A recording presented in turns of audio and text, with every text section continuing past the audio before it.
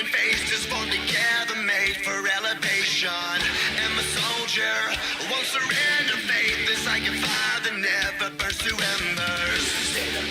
The voice of the unheard. Love is the answer. I gotta speak it, believe it, that's how I feel inside. I can't sit here quiet. You can take my heart, you can take my breath when you pry it from the cold dead chest. This is how we rise up. Heavy as a hurricane, louder than a freight train. This is how we rise up. Heart is beating faster, feels like thunder, magic, static. Call me a fanatic. It's our world, they can never have it. This is how we rise up. It's our resistance. You can't resist us.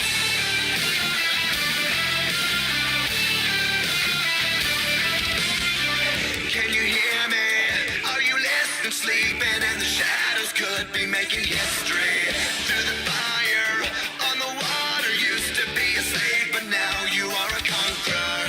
They can take my heart, they can take my breath when they pry it from the cold dead chest. This is how we rise up. Heavy as a hurricane, louder than a freight train. This is how we rise up. Heart is beating faster, feels like thunder, magic, static. Call me a fanatic. It's our world, they can never have it. This is how we rise up.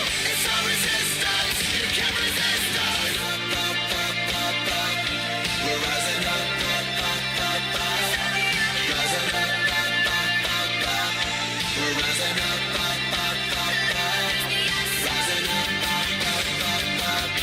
we're rising up. This is how we rise up. It's our resistance, you can't resist us. This is how we rise up. Heavy as a hurricane, louder than a freight train. This is how we rise up. Heart is beating faster, feels like thunder, magic, static. Call me a fanatic.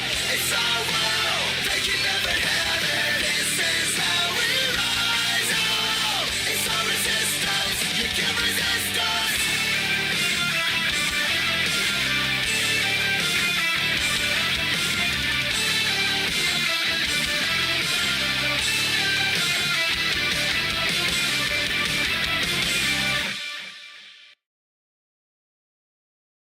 Ladies and gentlemen, welcome to Monday Night Voltage. We're here again, man. We keep this train a-rolling every single week. That's what we do around here. Welcome on in. Hope y'all are excited for this show. Welcome in Rio, Ryan, Splendid, Dusk, Ezra, our mystery individual, Leia, our ace reporter. Here's to another GWE, and everybody who is lurking in the background. Also, Polka is here as well. How you doing? Moon is here. Everybody here. Once again, we get ourselves ready to go once again for another show. Let's get this audio set. Boom. There we go. Reiko's here as well. The Dr. Reiko R. How you doing? Welcome on in. Dusk is here. Hello, everybody. First episode is your new world champion. Love to be here. Welcome in. Jay Warlen, our new GWE World Heavyweight Champion. He will be in action tonight, going one-on-one with David. That note in the group chat seemed kind of sus. Yeah, I was told about that. Guess we'll have to wait until our main event to figure out what all that means. But we're going to have to figure that out as time rolls on. Kaz is looking good. Apparently feeling gorgeous. Love to see that. We got a show to get started. I'm not going to waste any more time. So, let's kick this thing off, shall we? It is time for the first matchup of the night. It is the Intercontinental Championship Tournament Round 2. We finally made it. We have finally made it to round 2. It is the first matchup for the men. It is Terry Bogard going 1-on-1 with the one-winged angel, Sephiroth. A true clash of titans. Estelle's here. Hello. Joshua sent me over to do research on our mutual tourneys' possible opponents. Always love that. Always love that. Get some research in. Get some notes down, you know? Do all that. Chaos chilling in the back, gonna have some fun. Chaos, remember, you are in action tonight. You are going one-on-one with Clover Field in just a short little while. So get yourself ready to go. You're gonna be going sooner than you think. So, without further ado, the poll is up. We're ready to get this thing started. It is Terry Bogard. It is Sephiroth. One-on-one. This will be a murder to start off the show. Let's find out who moves on to the semi-finals as we go ahead and turn up that voltage. There we go. I got concerned for a second there because the screen didn't switch over. But it sure did now. Coming out first, Terry Bogard.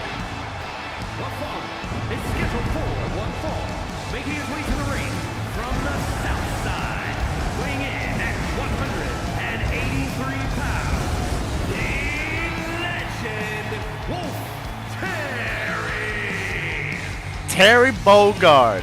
He competed a little while ago. He's competed in a few matches. Successful in the first one. Successful at Deep Freeze when he went one-on-one with Splendid. Even with a little bit of interference from Splendid's new friends, Terry was able to pull off the win. Tonight he also goes one-on-one with somebody who was successful at Deep Freeze. One-on-one with Kenny Omega. The true master of the one-winged angel, Sephiroth. Interesting. Welcome on in, Crow. How you doing? Managed to get some free time, practice. Just get Saki.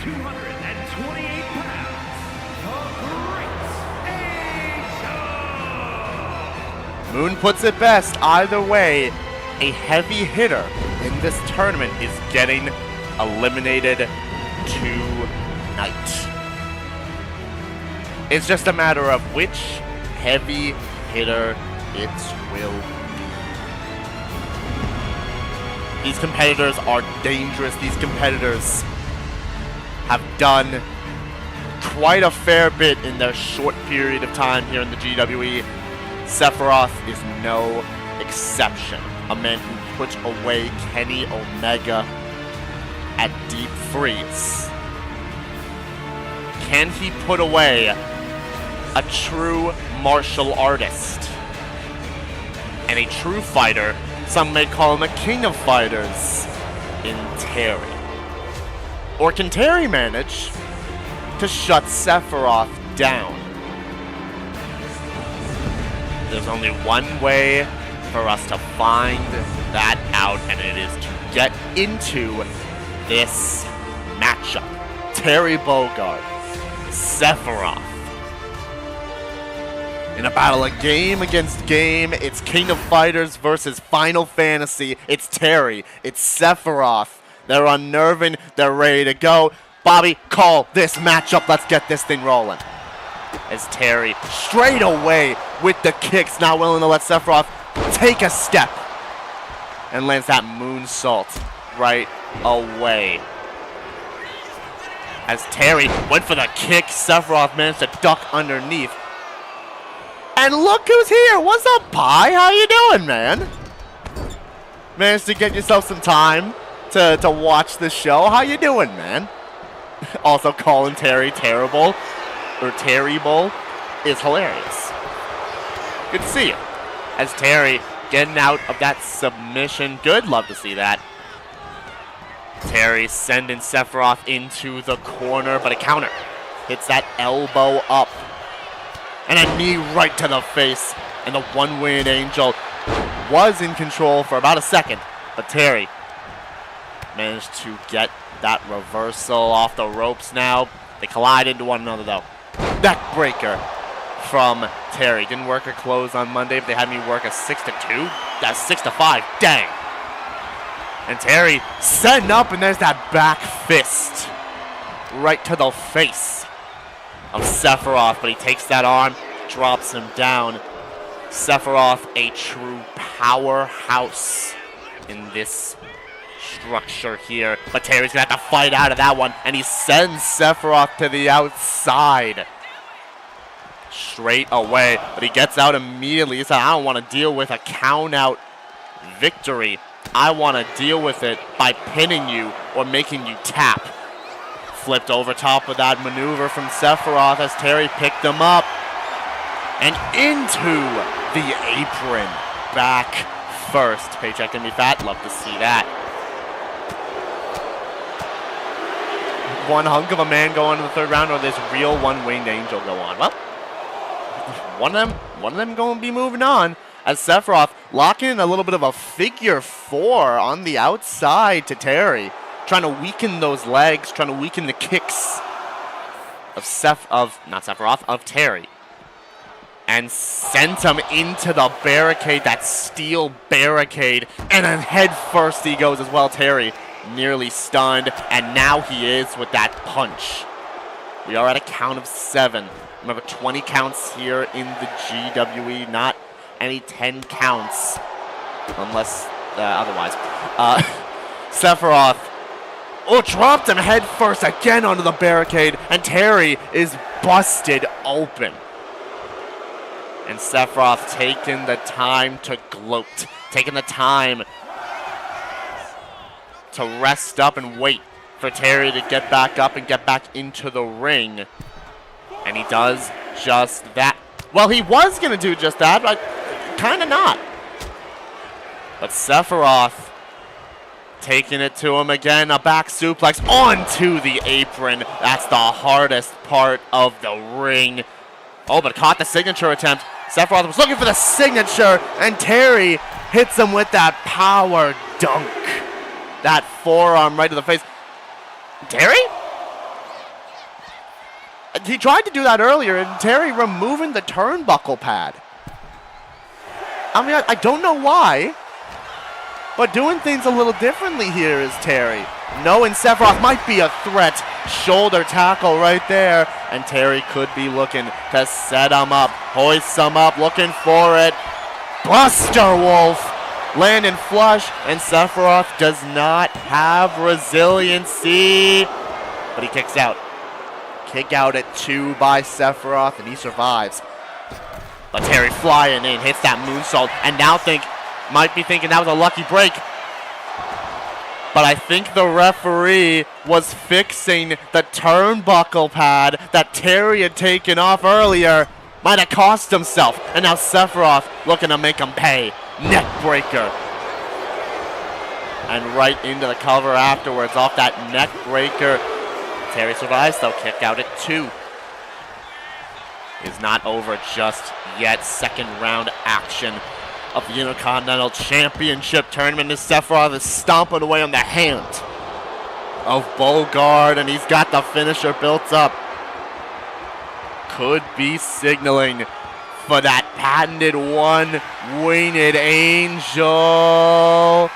Oh, wait, no, Terry flipped it back, hits the Hurricane Rana. Counters that one-winged angel and kicks him down. And now goes up top. Terry could be looking to fly, but Sephiroth gets up to his feet, and Terry missing that forearm because Sephiroth was able to dodge out of the way. It is a fairly even contest between these two. As Terry, with that punch, follow-up drop kick, and Sephiroth sent to the outside. And now it's Terry. He's taking his time now. He's waiting for Sephiroth to get himself up and get himself back into the ring. As Sephiroth turned his back to Terry, and that might have been a mistake because he runs through him with that shoulder tackle. Counter there by the one-winged angel. As he gets that drop kick to the back. The fact that Tyrant Syndicate never brought in Sephiroth makes me think they want nothing to do with him. Doesn't seem like it, at least at this current moment. out, which would concern me if the Tyrant Syndicate has anything to do with this man. And Sephiroth sending Terry into the barricade again, but Terry, not wanting to be outdone, gets right back up. Now Terry gets back up onto the apron, punches him right in the face as Sephiroth was going after him, but he eats a little shoulder block, sending him right back to the outside. We are at a count of 9, and Terry just waiting now. And Sephiroth instead actually gets out of the ring. And Terry sends him away. An associate may be interested in him. Gotta ask him though, very interesting. As Sephiroth now gets back in the ring, Terry waiting for him, hits that forearm and looks for the power wave. That ripcord kick right to Sephiroth's dome, and that's resiliency from Sephiroth. Terry in control, went for the crossbody, nobody home. Sephiroth dodging out, but Terry gets that punch in. Back and forth these two go. Terry with the Michinoku driver, dropping Sephiroth in the center of the ring, and that could very well do it. Into the cover, and that's it. Sephiroth had no more left to give. Terry Bogard is moving on to the semifinals. Terry showed his stuff, went full on go mode tonight, knowing he had to deal with a dangerous individual in Sephiroth, and he did just that. He put Sephiroth away, and he is the first to make it to the semifinals. Could this man be our first Intercontinental Champion? We'll just have to see. Terry moves on. He outpowered Sephiroth. The Angel has been taken out. He ain't as invincible as he seems to gloat of. Listen, it all depends there. Sephiroth, known for fighting outside of the ring. When you step inside of the squared circle, that's more Terry's type of style. He might more fight on the streets. He might fight elsewhere. But this type of battle more fits the style of Terry Bogard, and he proved that tonight by taking the win over Sephiroth. But it did not come without any type of damage. You see the little cut on the head of Terry Bogard. So who's going to fight Terry next? We'll have to find out, because it could be somebody who's not competing tonight. It's going to be two people who aren't competing tonight that can face off against Terry. We'll have to find that out next week. 80% of you on Sephiroth, 20 on Terry. Terry got the job done as we continue on this night. He survived the one-winged angel indeed. But now, we move on to a little bit of a revenge type means here, as Sakura Ogami goes one-on-one with the individual who has been terrorizing Arrow as of late in the form of Flare. Consistent back and forth between Flare and Arrow. A lot of name calling, I'd say.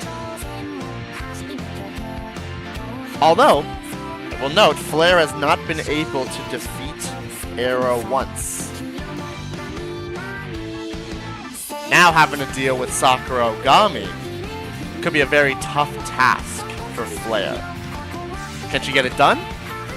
Or will Sakura overpower her and pick up a statement win for Arrow?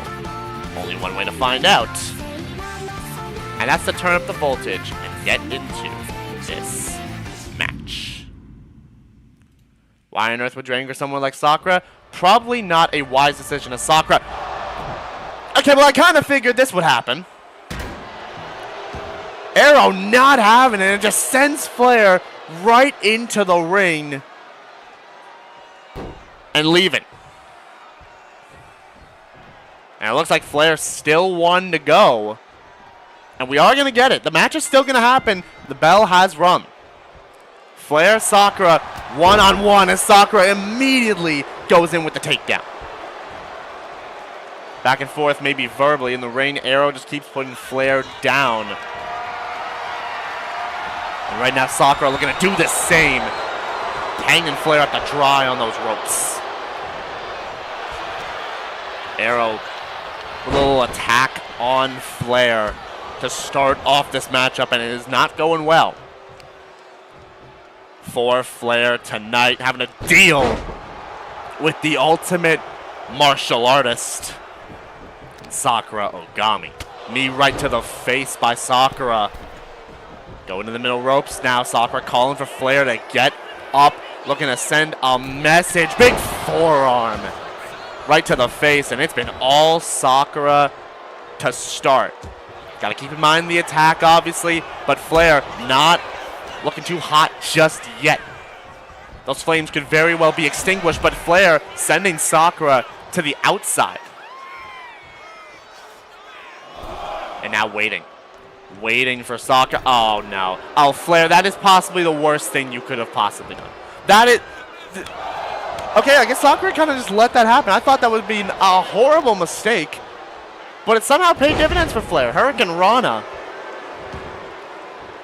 taking down Sakura, but sweeps the leg. And Ogami right back into this thing. Picks up Flair for a little gut-wrench suplex. But rolls through, isn't done just yet, and gets a second one. Little gut-wrench suplex action from Ogami. And Flair might just be outpaced tonight as Sakura climbing up to the top ropes. We don't normally see Sakura fly all that often, but went for that kick. And that's why Flair gets right out of the way. But now still having to contend with Sakura. Power bomb position. Hit with a power bomb. Stacks her up. Cover on Flair. And yet after all that, still a 1. And Flair rolls to the outside, and it's a drop kick right to Sakura. And stomped at the bad leg. You see, Sakura has that knee brace on. Has had that knee brace since coming here to the GWE. And Flair looking to make that a target. But Sakura not done just yet, sending Flair into the barricade. Went for that kick. Went for that tornado kick, but Flair with the wherewithal to get out of the way. And now kicking Sakura down here. I just texted Joshua that Sephiroth's out. His response, thank goodness, absolutely. Sephiroth is a menace. But right now, Flair looking to shut Sakura down, who could very well be a menace in her own right. Count of 7, and Flair not sent back into the ring. Count of 8, Sakura and Flair both step back into the ring. Sakura with a little bit of an advantage though, popped Flair up, but no, countered, and again to that bad knee. Chop block to the bad knee from Flair, and a straight right. Now going up top, Flair might have just found the perfect opportunity. Hits that fierce flame and elbow drop to the heart of Sakura, into the cover off it. But Sakura survives, kick out at 2. And now Flair could be going to the corner, could be tuning up the band, could be looking for that blaze kick, and it lands flush. Flair's turned this whole thing around and has got Sakura to burn resiliency. Flair's turned this whole thing around after going after that bad knee. But Sakura not done just yet, and now these two are trading. Back and forth they go, punch for punch, blow for blow, not willing to give an inch. Little chop there from Flair and a punch from Sakura. Back and forth, but Sakura got the advantage.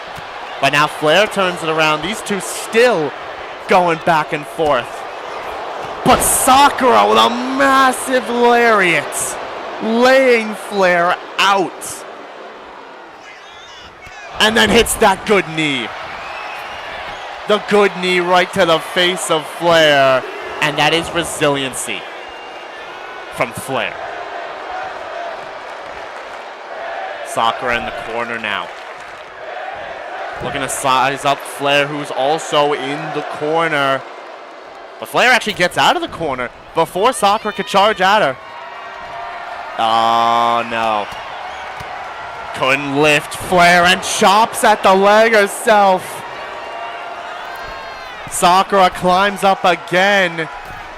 Oh, and tried to land that knee drop, but was nowhere near Flair with that one.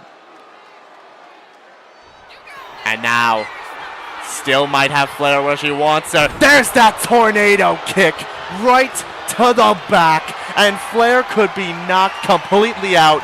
There's the good knee. Right to the face. Center of the ring.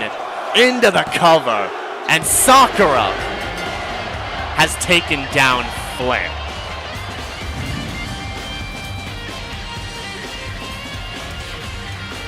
Good knee right to the face. Took Flair down.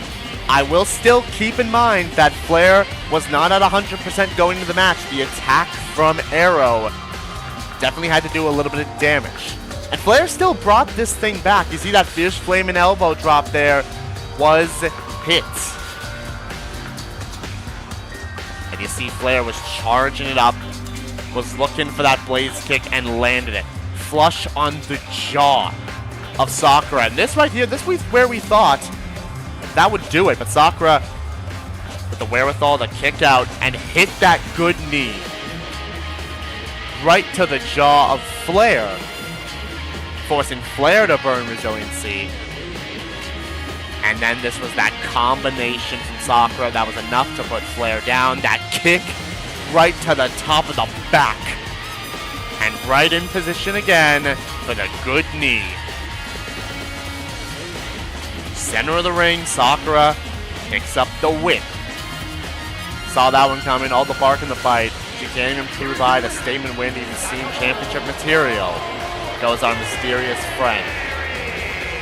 Flair still brought the fight back to Sakura, but it was not enough tonight. 78% if you want Sakura, 22 on Flair. It's Sakura who picked up the win, but as you see, Arrow did blindside Flair. And I tell you, after all of this nonsense between these two, something's got to be sorted. Something's got to be sorted between these two, and I'm sure the GM's got something planned. So we'll find that out at the end of this show. So, congratulations to Sakura. We move on in the night. Yes, Pi, you got here in time for the Clover matchup. It is our IronHeart Championship Tournament Round 2 action.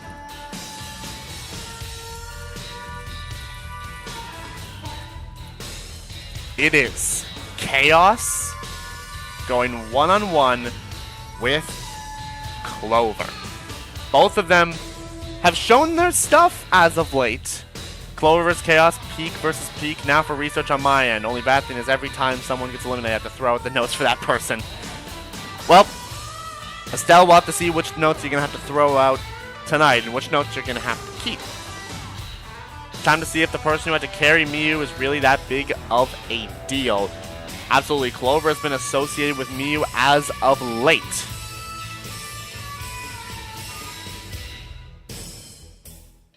Clover and Chaos going one-on-one. And Chaos is Rio. Chaos is Rio.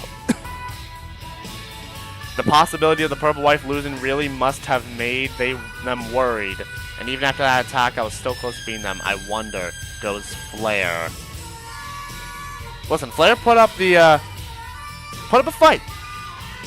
However, it was not enough tonight with Sakura picking up the win. pulls up. We're ready to go. It's Clover. It's Chaos. It's the IronHeart Championship Round 2, and we'll turn up that voltage to get that match going. Let me go ahead and now switch over my little brackets real quick.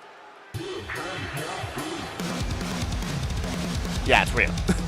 And here comes Chaos. Making her way to the ring from out of this world.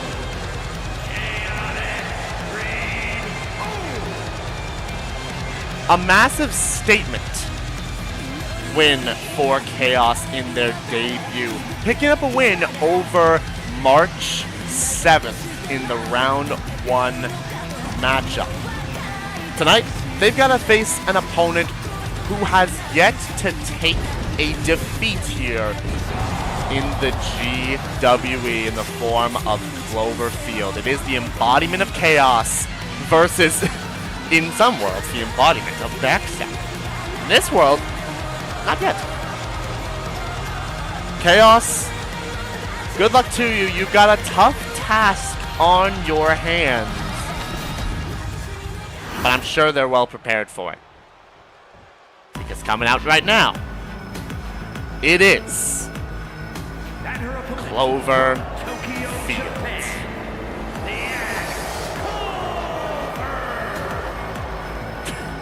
Literally never backstabbed anyone. She did it to their face. It's not Sayaka, dang. Chaos showed quite the resilience and the power. Let's see if she can keep that up and what else she can pull. She's gonna have to pull a lot of tricks up her sleeve if she's gonna want to stand up to Clover tonight. Clover, a very, very tough competitor. Unpredictability versus someone who's found their stride should be a very fun one. Goes Estelle. And it should be a very fun matchup, and we'll get ourselves into it right about now. It is Chaos. It is Clover. It is one-on-one. Bobby's back out here to call this one. Here we go. And Chaos straight away with those combination kicks right to the chest of Clover. Chaos needing to start out early, because once you let Clover get rolling, it's very hard to put a stop to her. We've seen that as of late. And Clover goes off the ropes, hits that little springboard clothesline type of maneuver. And now setting Chaos up, and ooh! Little swinging neck breaker there. Kind of shades of Kaito. With that other side real quick there. Into the cover, kicked out at 1 by Chaos. Not done just yet, not anywhere near it. And now they lock up, little chain wrestling action between these two superstars, and Clover taking the advantage there. And oh, little cheap shot from Chaos, and now looking to fly in. And Clover knew that Chaos wasn't going to be able to reach that drop kick, then went off the ropes themselves, hit that leg drop. But a kick out again by Chaos, not done just yet. Clover trying to test the waters real quick. Maybe trying to exhaust Chaos a little bit. Pop-up hit that Hurricane Rana, though. Popped up, managed to reverse that one into a Hurricane Rana. And Clover, like I said, when she gets on a roll, you can't really stop her. Chaos is going to need to find a way to do just that. As we lock up once again. Headlock applied by Clover. But actually pushed away from that headlock from Chaos and swept the leg. Let's get something straight. I understand why Clover helped Miyu. Got her a foot in the company, so in a way I respect it. I associate their deeds with Miyu more. Right now, Clover all alone. We'll have to see if she can stand out on her own. Another cheap shot. This time on Clover's end. Off the ropes now. Ducks underneath. And lands that spinning heel kick. And now, oh, look at this little triangle choke submission locked in from Chaos. But Clover right out of it into a little power bomb. And now both of them have a signature built up. Could be a matter of who lands it first to take a little bit of that advantage right about now. As Chaos sending Clover into the corner. But a counter. Big elbow shot from Cloverfield. Countered. And that Stardust into the face with a punt kick right afterwards from Chaos. Stardust right into the face of Clover. But survives. Kicks out at 2. And there it is. Immediately Clover kicked up straight in to that Chaos Reigns boot. And that's resiliency from Clover. We talked about it. Clover is normally on a roll. Right now, Chaos is the one who's on a roll right about now. Now looking to fly. And this time, no, Clover caught the drop kick and stomped right into the gut of Chaos. Clover with the kick. Oh, here we go. Now these two train back and forth, just like we saw with Flair and Sakura in the previous match. Here we go, back and forth. Slap for slap. Well, the counter there. The counter from Chaos. They're slapping and punching away. Back and forth, but Chaos with the advantage gets that combination. And I want to keep in mind, has a finisher built up, goes to the middle ropes. Calls for Clover to get up. And a missile drop kick. This time it lands. Clover gets up and gets on the ropes. Smart decision making from Clover. But might not be so smart now. Hits that drop kick. But Clover popped right up. Tried to go for the boot. Chaos tried to go for the boot and Clover caught it out the way. Axe driver. What a sequence there from those two. Cover. But not resiliency burn from Chaos. Survives. Clover goes right back in the pin, says, no. That can't be it, but Chaos kicks out immediately again. Oh, wait, kick there. Chaotic fate. Or chaotic twist, sorry. That twist of fate. Little sequence there. Cover on Clover. Chaos moves on.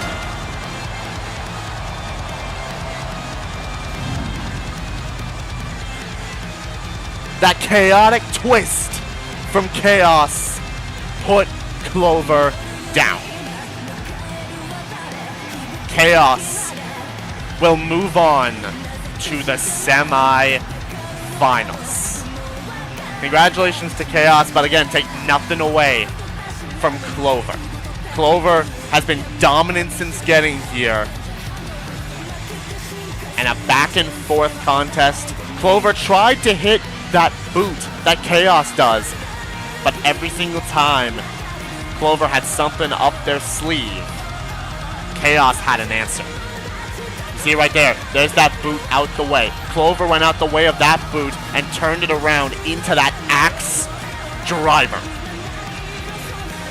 But Chaos had more left in the tank, survived, kicked out, and then was caught with that chaotic twist to put Cloverfield away. Yeah, Clover's boot actually was a move theft attempt. Chaos will move on. Admittedly didn't see that coming, keeping the Chaos notes. And we'll have to see, because Chaos might need to study up as well. Because later on tonight, we'll see Kitana one-on-one with Junko and Oshima. And that will determine Chaos's semi-final opponent. 56% of you on Chaos, 44 on Clover. It's Chaos who got it done this time around. Congratulations to Chaos. As we go ahead and move on in the night.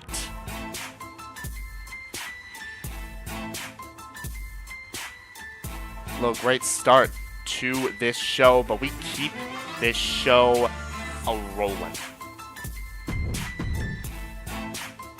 It is a #1 contendership matchup for the tag team titles. We saw one last week with Perfect Design going 2-on-2 against the brand new team of Heroes Academy, Bakugo and Todoroki.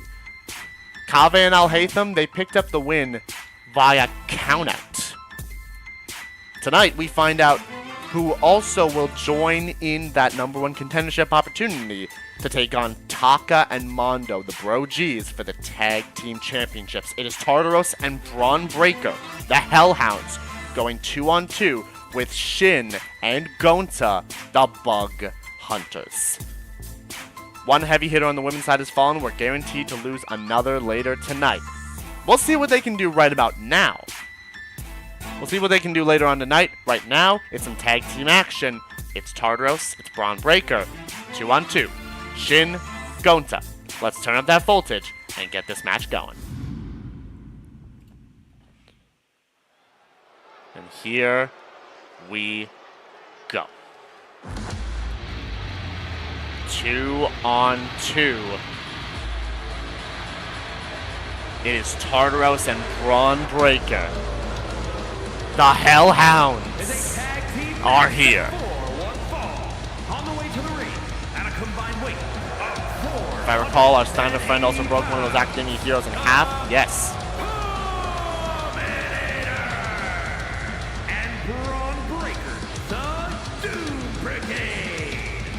Yes, he did, in fact, our mysterious friend. That is true. Braun Breaker would spear Bakugo out of his boots last week. A couple times, actually. Now these two have the opportunity to do what Bakugo and Totoro couldn't and go after those tag team championships. But in order for them to do that, they have got a very tough task. Because they gotta face down with the Bug Hunters. It's Shin, it's Gonta. Right about now.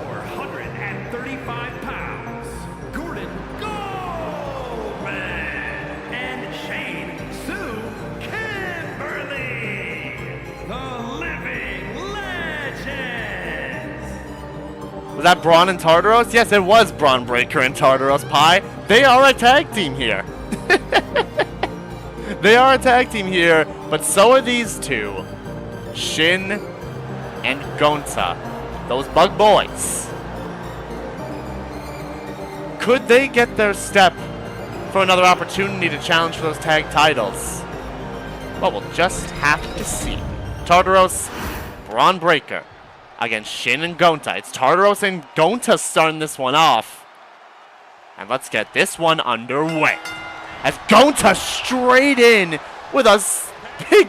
He just clobbed him and then tagged out to Shin. Dang. And Tartaros said, nah, I can't be having that. And just took down Shin with that shoulder tackle and tosses him to the side.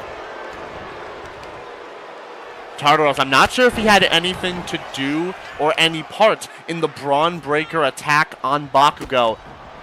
But at least tonight, these two on the same page going up against the Bug Hunters. And Shin with that leg drop just as Tartaros was getting up.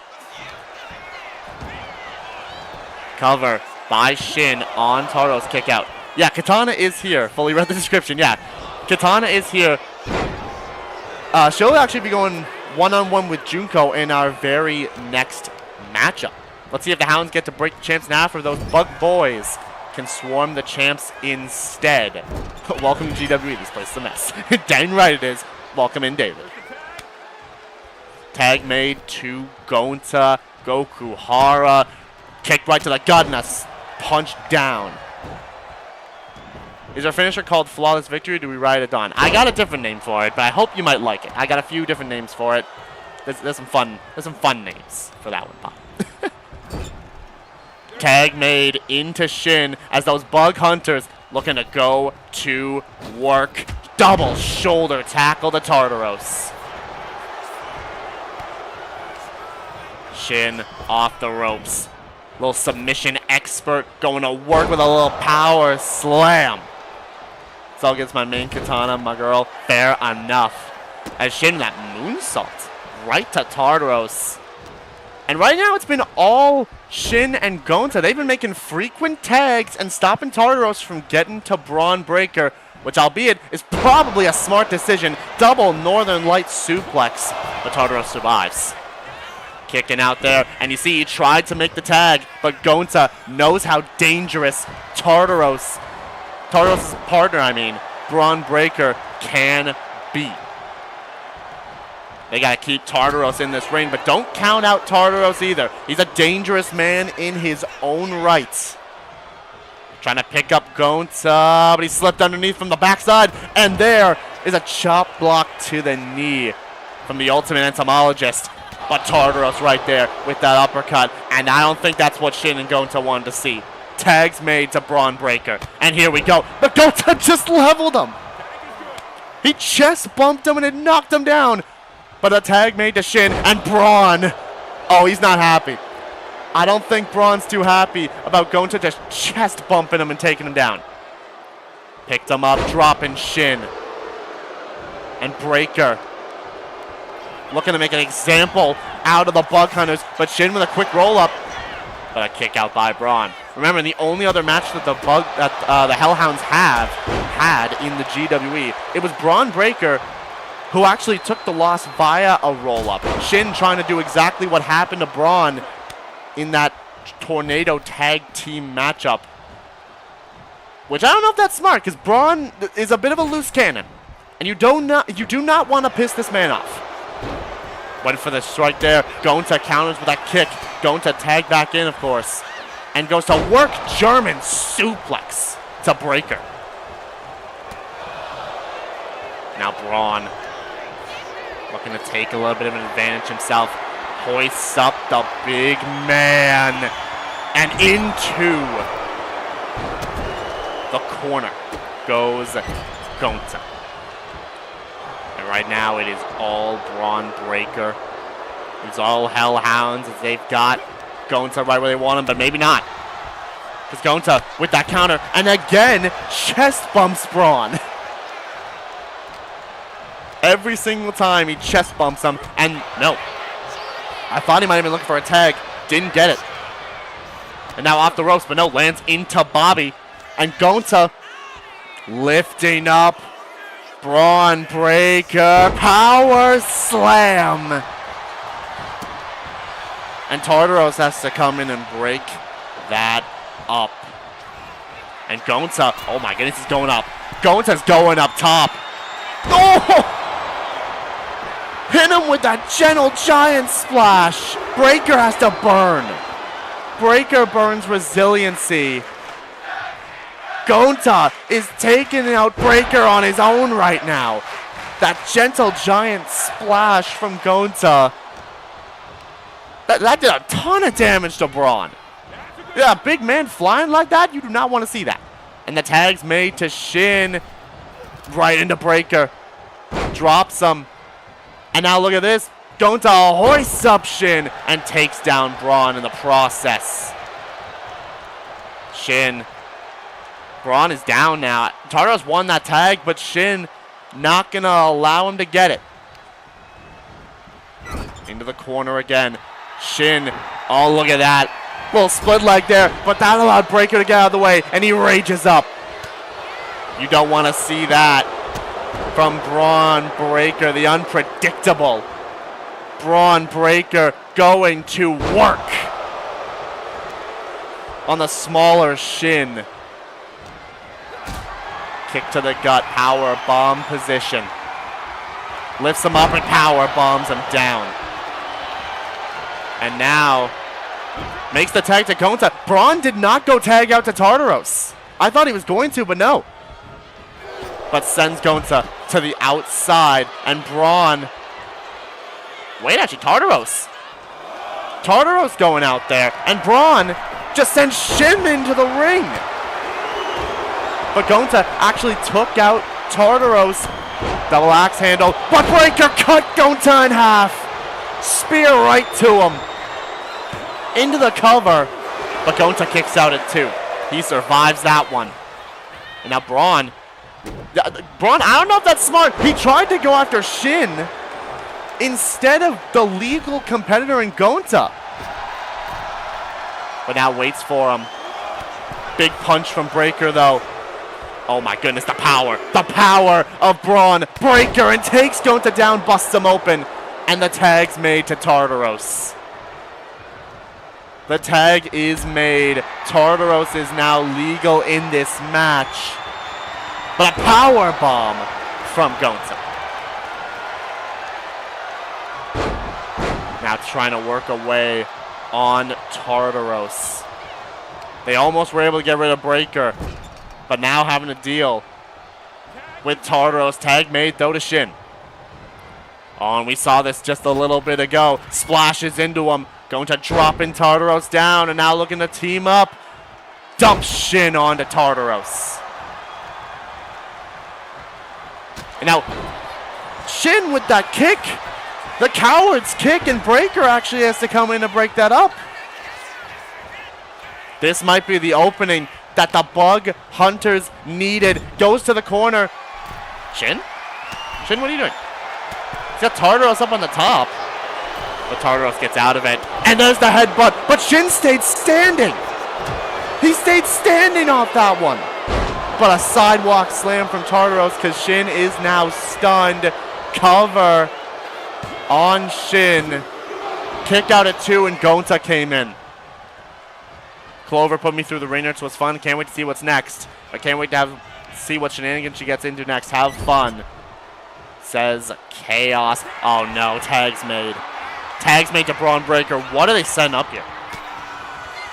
What are they setting up here? Oh my gosh.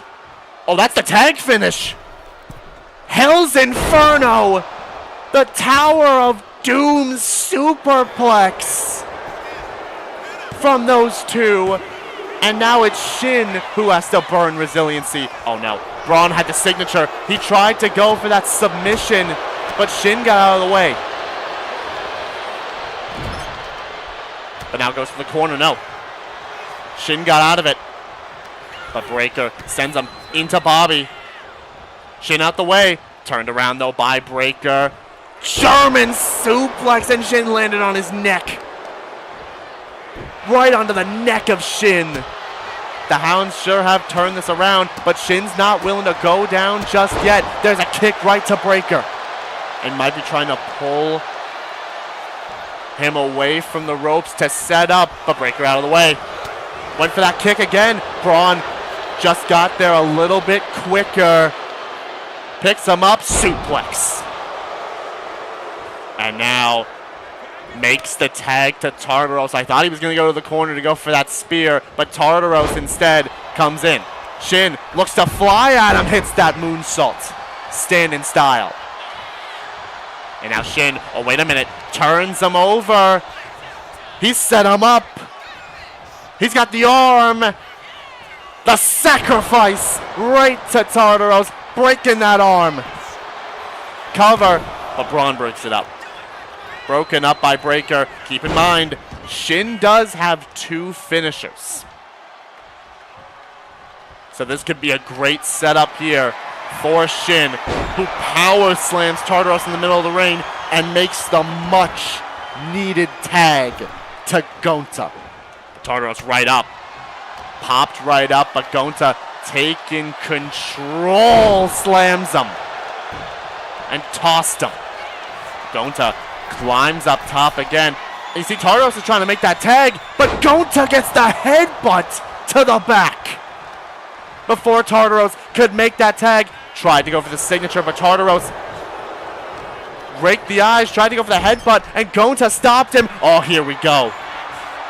Yo, I know what he's setting up. I know what Gonta's setting up. He's smacking his chest. He's going for it. He's setting up for it. You see him worm. You see him going for the caterpillar. Braun can't come in to break this one up. And that's resiliency from Tartaros. Gonta, the only competitor left with resiliency. The big man flew. And right now, he's going to work on Tartaros.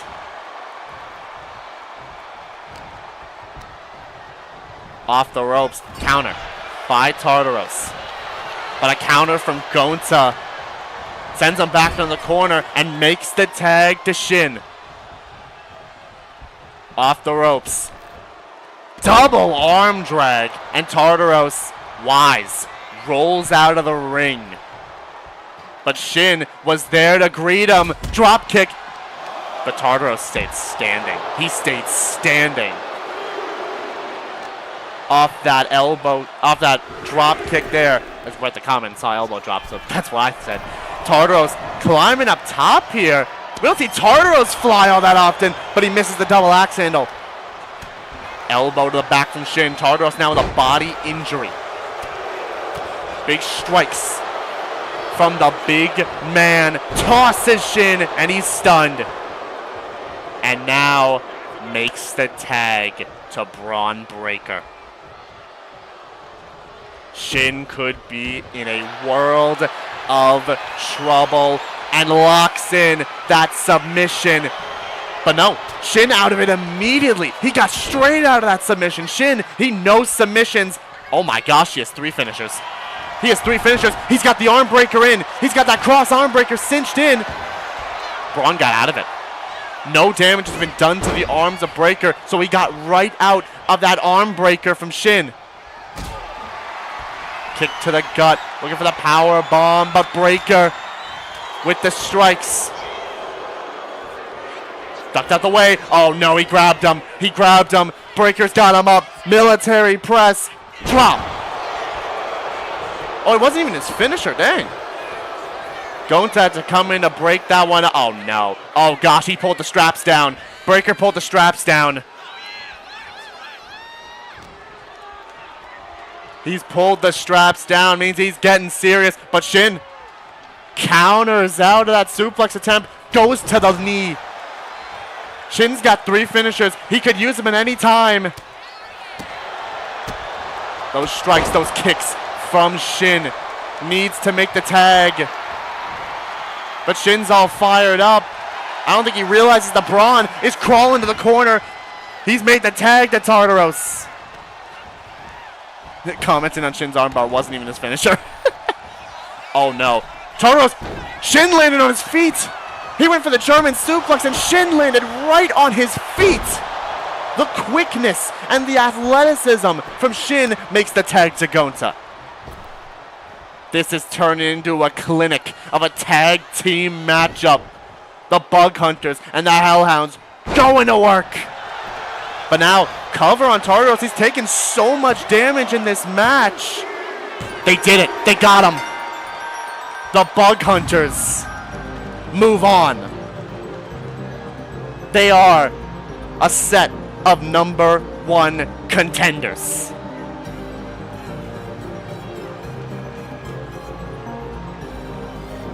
Back-to-back bangers tonight. Did Kitana finally get that? Well, no. We haven't gotten to that yet. It seems the Bugs will be swarming the champions. We will see at some point the Bug Hunters versus Perfect Design versus the Bro G's for that tag team titles. It's that power slam from Breaker. And Shin hitting that kick on Tartaros. These 2 teams went back and forth. You saw that Hell's Inferno. Bro G's, yeah. The Bro G's, actually, the Bro G's are our current reigning and defending tag team champions. First ever tag team champions who were successful at Deep Freeze against Broken Justice, Joker, and Akechi. Talking to keep him this time. I don't need that. There's a world that the finals could be Kitana versus Melina. Yeah, there is a world that Kitana and Melina are the finals of the IronHeart Championship Tournament. But right now, it's the Bug Hunters who picked up the victory. What a match. What a tag match between these 2. 62% on the Hellhounds, 38% on the Bug Hunters. Oh. Oh, I see. Bakugo and Todoroki were watching. Bakugo and Todoroki appear to have been watching that matchup.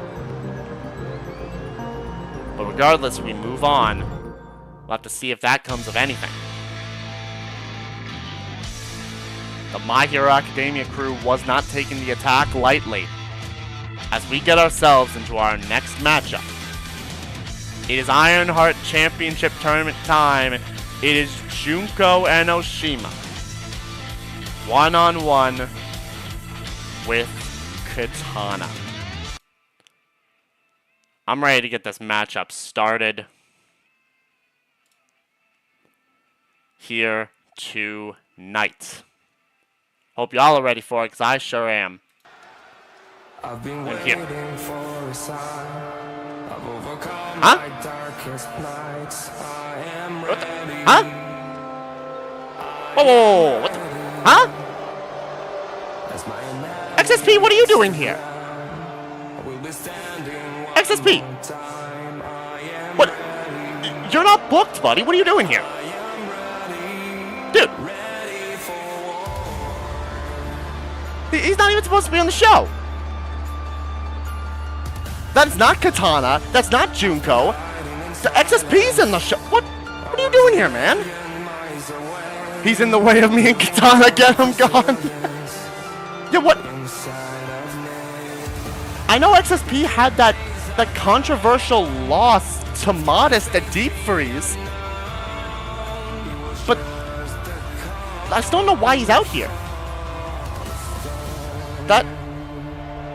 He's not supposed to be in a match, as much as I know. Maybe he wants to speak his mind. Maybe he does. I guess that's probably the reason. That's probably the reason.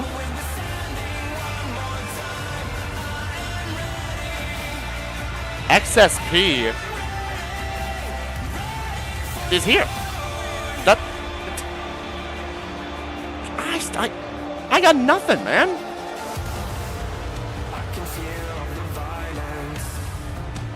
It's Kitana time. You can go ahead and make this an email or something. XSP. Listen, he had a tough night at Deep Freeze. He's had a rough go since he joined the GWE, but this is uncalled for, man. I'm not sure what he's doing here, but there he is. Where's he going? He's grabbing a mic. He's grabbing a mic. You guys were right. He is coming here to talk. The show's not going anywhere until I say so. No, you are not the one in charge of the show, man. That's me. Well, the GM. So I was robbed my fair shot.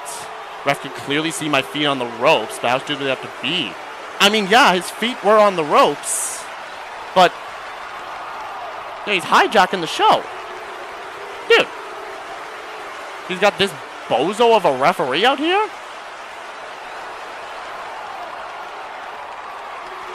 Well, let's Modest get out here right now. I'm not leaving until I get what's rightfully mine. He's hijacking the show, y'all. Somebody's gotta stop this thing. What? No. No. No, there's no way. No, there's no way. Oh, he's here! There's no way!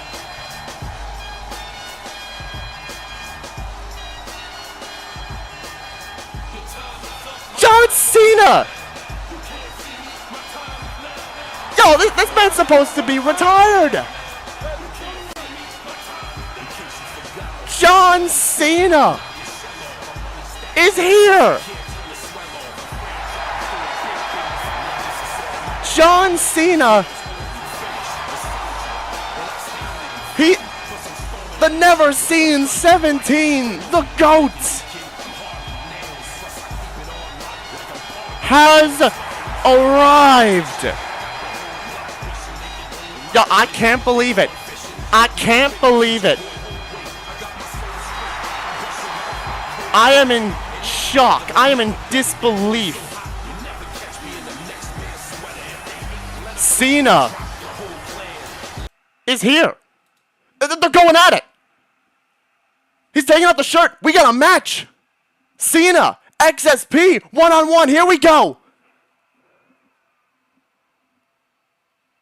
Cena and XSP going at it one-on-one. The GOAT is here for one night only. Ah, shoot. Frick. That crap. There, got the sound back. There we go. Dang, I almost had that perfect. Dang it. I almost had that perfect. So close. Dang it. Cena. I can't even get over that, though. Cena's here. Frick. XSP going to work with a rope break called. Oh, y'all know he's got to be furious about that one. Rope break called. Elbow drop from XSP. He's just trying to take it to Cena. Trying to take it to the never seen 17, the greatest of all time. Clothesline. And the cover on Cena. But he kicks out at 1. It's not anywhere close to putting down the franchise, the greatest of all time. And he's going to work on XSP, but he caught him with the uppercut. Oh, wait. Kick to the gut. XSP set him up. That's that X-Plex. Calls that the fact of life. Trying to put a fact on Cena. He kicks out at 2. No resiliency burn. And XSP trying to go to work on Cena. And oh no! XSP factor. XSP's come out here pissed. And Cena's burn resiliency. Trying to go to work on the greatest of all time. Cena, he's had losses beforehand. Cena, he's not been successful as of late, having tapped out to Gunther in his final match in the WWE. XSP maybe trying to take advantage of the fact that Cena might be washed down. He might still be taken aback by the fact that Cena is even here. He might still be trying to prove he can go against the GOAT. And Cena trying his best not to let that happen. Kick out at 1. And swings the leg down is XSP, and he's firing up. But so is Cena. Shoulder tackle. That vintage shoulder tackle from Cena. Combinations. Dropped him with a sidewalk slam. And XSP rolling into the corner. And dropped by Cena. But he popped up. Popped up. But Cena right there. Little code red. As XSP caught now by Cena. He's got a signature. He's got a finisher. Scoop slam. Down goes XSP. And he's dragging him. Physically isn't good himself, so we'll see if this can be turned around or if it's a storybook ending for John. But here we go, y'all. One last time. That 5-knuckle shuffle. That's classic John Cena. Cover on XSP. And he burns. He burns resiliency to the 5-knuckle shuffle. And Cena turns him over. He's locking it in. STF applied on XSP. Locking it in. But he lets it go. He lets go of the STF. Turns him over. Picks him up. Power. Bomb. No, he turned it around. He's got it on the shoulders. AA! Attitude adjustment. Get that attitude adjusted, XSP, and sit down.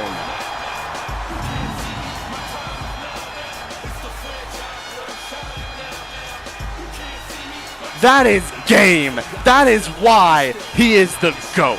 That's why he's the greatest of all time. I did not give you guys a poll. I am so sorry. John Cena puts XSP down. XSP brought more fight than he ever has in any other fight here in the GWE. But against John Cena, you gotta put up a lot more fight then that. You gotta give it your all and then some. Because that is why Cena is the GOAT. The never seen 17.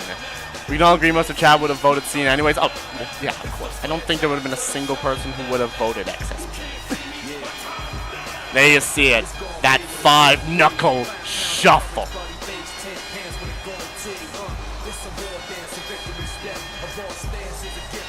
To XSP. And look at that. Transitioned it perfectly. Picked him up. Transitioned into the attitude adjustment. And adjusted XSP's own attitude.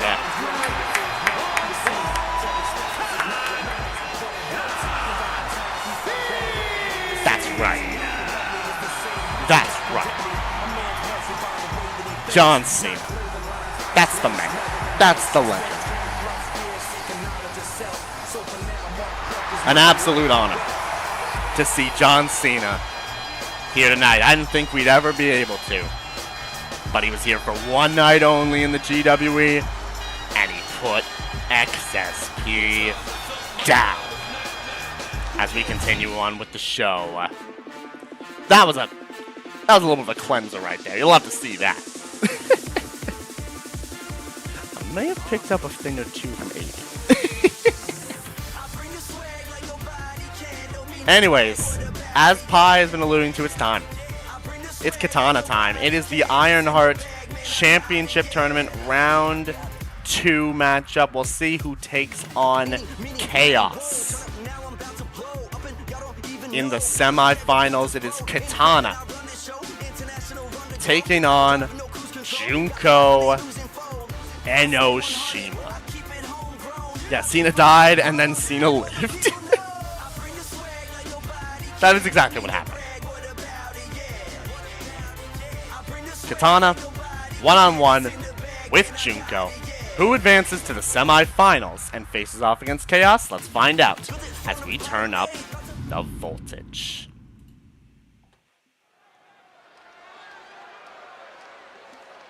Whew. Yeah, I can't get over John Cena. Like, I can't get over that. That was actually mental. But here comes Kitana. Making our way to the ring from another time. It is Kitana time. Another case of two tough fighters going at it. Someone is not making it to the semifinals. It is Kitana against Junko Enoshima, as Pi is loving life. You're gonna love the message Ayataro sent on the HW. I did not see it. I'll take a look. Okay.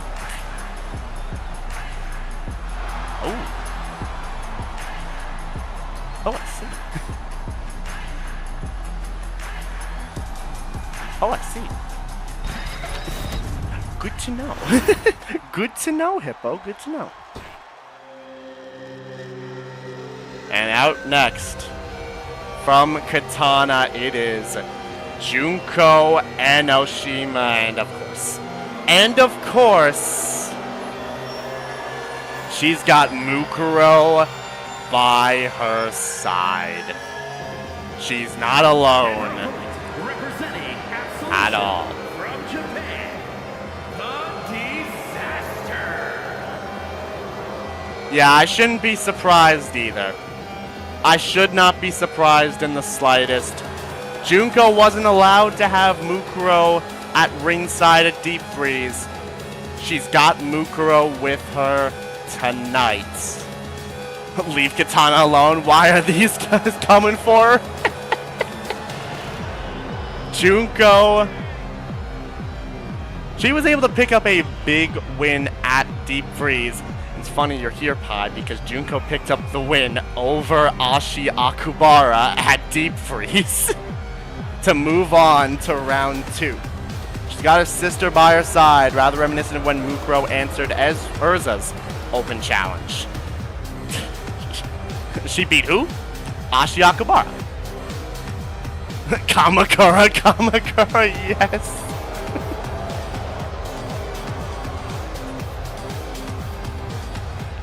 Junko Enoshima One half of the Despair Sisters. Looking to advance to the semifinals. It could be a Despair versus Chaotic showdown in the semifinals. Kitana, please win. I'd rather not possibly deal with that level of crazy. Oh, I don't think anyone wants to deal with that level of crazy. Kitana, Junko, here we go. Yo, Bobby's been clutch tonight, y'all. He has been working every single matchup, and you love to see that. Love to see that from the men. Those kicks from Kitana straight away. And now they're locking up. Locking up, little chain wrestling here. And Kitana with the early advantage.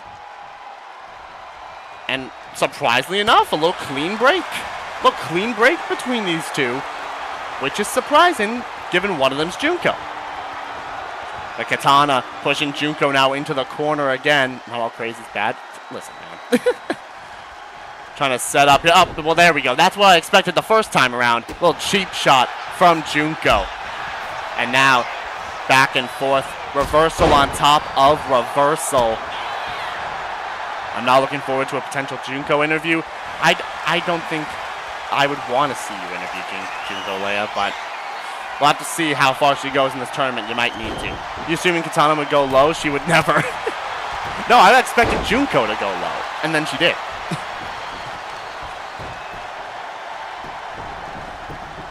Rolling through, little gator roll from Junko. Little crossface as well applied on Kitana. Now Colin forward to get up as Junko with an exploder suplex. I'm sorry, what?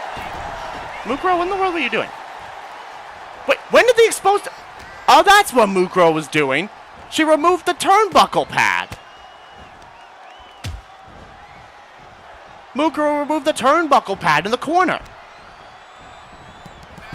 Dang it. Every time with these two, I tell you. But Junko sending Kitana to the outside with that little shoulder block. And goes to the outside to meet up with Kitana. On the shoulders and dropped onto the knee of a Mortal Kombat fighter. The ultimate despair. Calling now. Well, I think was calling for Kitana to get up. And now... I'm sorry. Is Mukuro's distracting the ref. Mukuro's distracting Bobby. Oh, come on, man. What is this? Junko, you're not getting rid of two divas in this tournament, right? Junko looking on the way to do that. But right now getting taken down by Kitana, who pops right up. Junko getting caught there. German suplex with the bridge. But a kick. What? Mukuro! Dang, pulled Bobby out of the ring. Had a sledgehammer pulled out. What? My gosh, Mukuro. What on earth is she doing? And now, going to fix the turnbuckle pad. Oh, wait, no. No. Get her out of here. Get her out of here. Get Mukuro out of here. Mukuro has been ejected from ringside. Bobby making the right call to eject Mukuro from ringside. She's been causing so much damage at the start of this matchup. The equalizer's gone. Now Junko's going to have to deal with this one-on-one, but has the damage already been done? Doesn't look like it just yet because Kitana is firing back. Drops Junko onto her stomach. And now Colin for the ultimate fashionista, the ultimate despair to get to her feet as Kitana sent off the ropes. It was Junko gets caught with that spinning heel kick. And goes up top. Haven't seen that happen since she got ejected during Solar's first match with HW Ezra. Yeah, it's been a while since that happens to Mukuro. Flying in, crossbody avoided by Junko. It is Junkuro? Junkuro, yes. I combined Junko and Mukuro into what? Yeah, not questioning that. Countered the submission attempt, I believe, from Kitana as Junko tried to set up there. Shots to the head from Kitana. Drop kick avoided as Junko with the neck breaker, and Kitana is stunned. Junko, you can at least caught her. Just letting her fall to the ground. Junko hoists up Kitana, who is stunned, and puts her directly into the corner, Snake Eyes. I'd rather not see that fan art. I don't want to see that fan art either. I don't want to see that. Cover by Junko off that splash. Kick out at 1, though, by Kitana. After all that damage, Kitana's still surviving at 1. Big kicks from Kitana, the kick right to the head, and calling for Junko to get to her feet. Doesn't have anything built up, but could be looking to do a little bit more damage. Those kicks from Kitana. Went for the finisher, had it built up, but Junko caught it, but reversed the signature back. And Kitana hammerlock suplex and goes up top. Kitana could be looking to fly. Elbow drop. Junko's stunned, but rolls to the outside, except Kitana was there to follow her to the outside and drop the knee. And look at that. There we go. The Empress combination. Right to Junko. And sends her back into the ring. Has that finisher built up. Junko doesn't have any form of resiliency. Was looking for maybe a submission there, but Junko got out of it. Kick to the gut. Could be setting up for her own finisher. The Despair Bombshell. And Kitana has not built up resiliency from that signature, but she kicks out at 2. Kitana survives at the count of 2. Pretty even matchup between the two. I can honestly see this going either way. A kick out from Kitana. Junko flies in and hits a blockbuster. Little shades of Ashi right there. The opponent that Junko beat in round 1. And an elbow right to the head. Kitana's busted open. Throws Junko. Oh, Junko throws Kitana. Or at least the arm down. And a neck snap. And Kitana is stunned again. That's what we call in this business disrespect. As Junko goes to the middle ropes. And a double axe handle. Turns Kitana over. Junko's got another finisher built up and could be looking for it. Kitana could be in trouble, but no, countered it, set up, she's locked it up. Fan fatality. The fan fatality.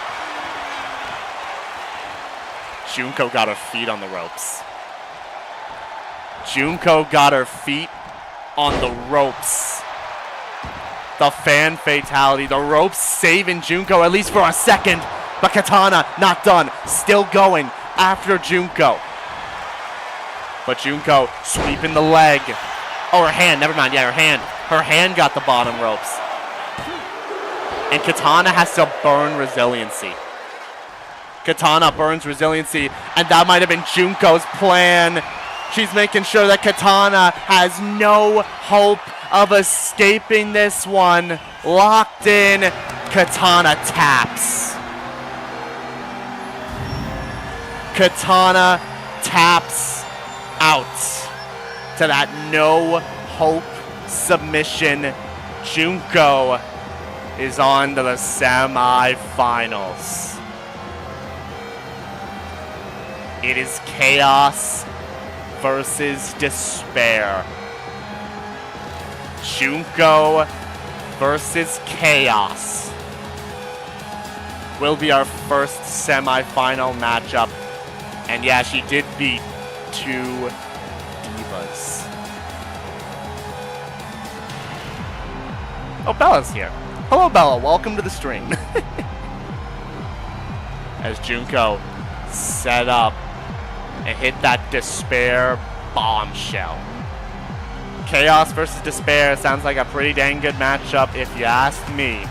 That will be a semi-final matchup. Can Chaos beat Junko? Well, she was able to beat Clover. So who knows? You see that fan fatality Junko getting her hand on the rope. Never mind. Well, Rip Bella. Gosh dang it. Rip Bella not here to see the rest of the show. Dang it. And the no hope cinched in made Kitana tap out. Junko and Oshima advances to the semi-finals. 55% on Kitana, 45 on Junko. Yeah, the bruising on Junko from this matchup is insane. But nonetheless, as much as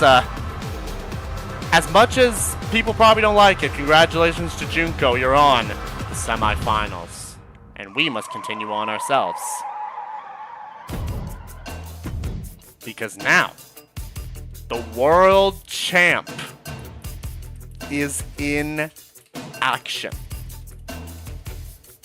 It is the GWE World Heavyweight Champion, the Warlord of Wrestling, Jay Warlen, going one-on-one with a man who's wanted a one-on-one match for a little while. It is David Gunther. I know I got Violet next, but I forgot who else is there aside from Melina. Well, Estelle, I'm glad you asked. Right now, there is Junko and Oshima, there is Chaos, there is Melina, Violet, who you're up against, and the girl with the coolest kick in town, Marin. That's who you've got up the pipeline.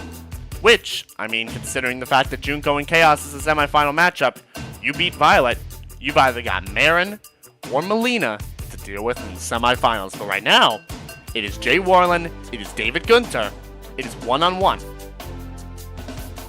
Right now, let's turn up the voltage and get this one going. Let's see how your Despair does. I can't wait. Listen, we'll see what Chaos can do against Junko and Oshima, but here comes the brand new World Heavyweight Champion, Jay Warlen. The following contest is scheduled for one fall. Making his way to the ring from Grand Rapids, Michigan, weighing in at 215 pounds, the Global World Heavyweight Champion, the Viking, Jay Warlen. A man who pushed Cassius Bright to his limits at Deep Freeze in what was the quintessential match of the night.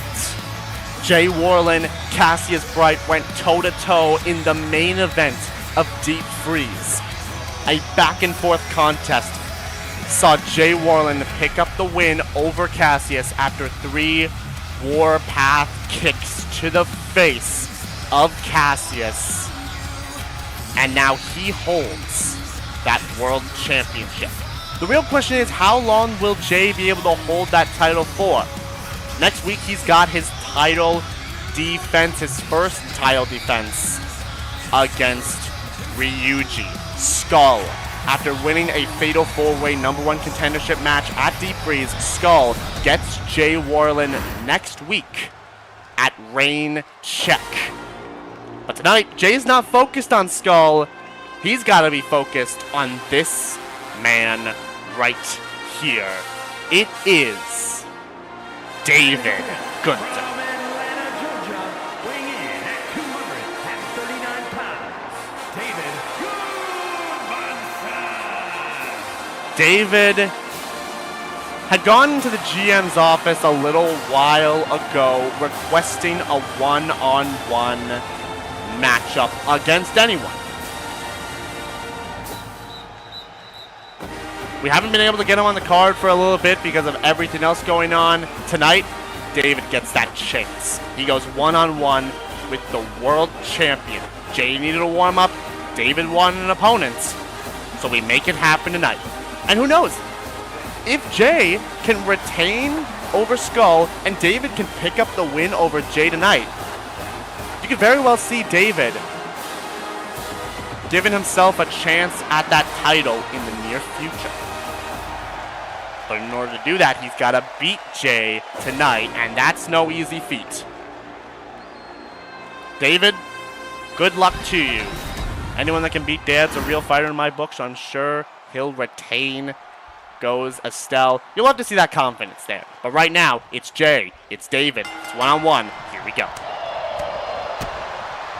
Strikes straight away. And into an Impaler DDT from Jay straight out the get-go.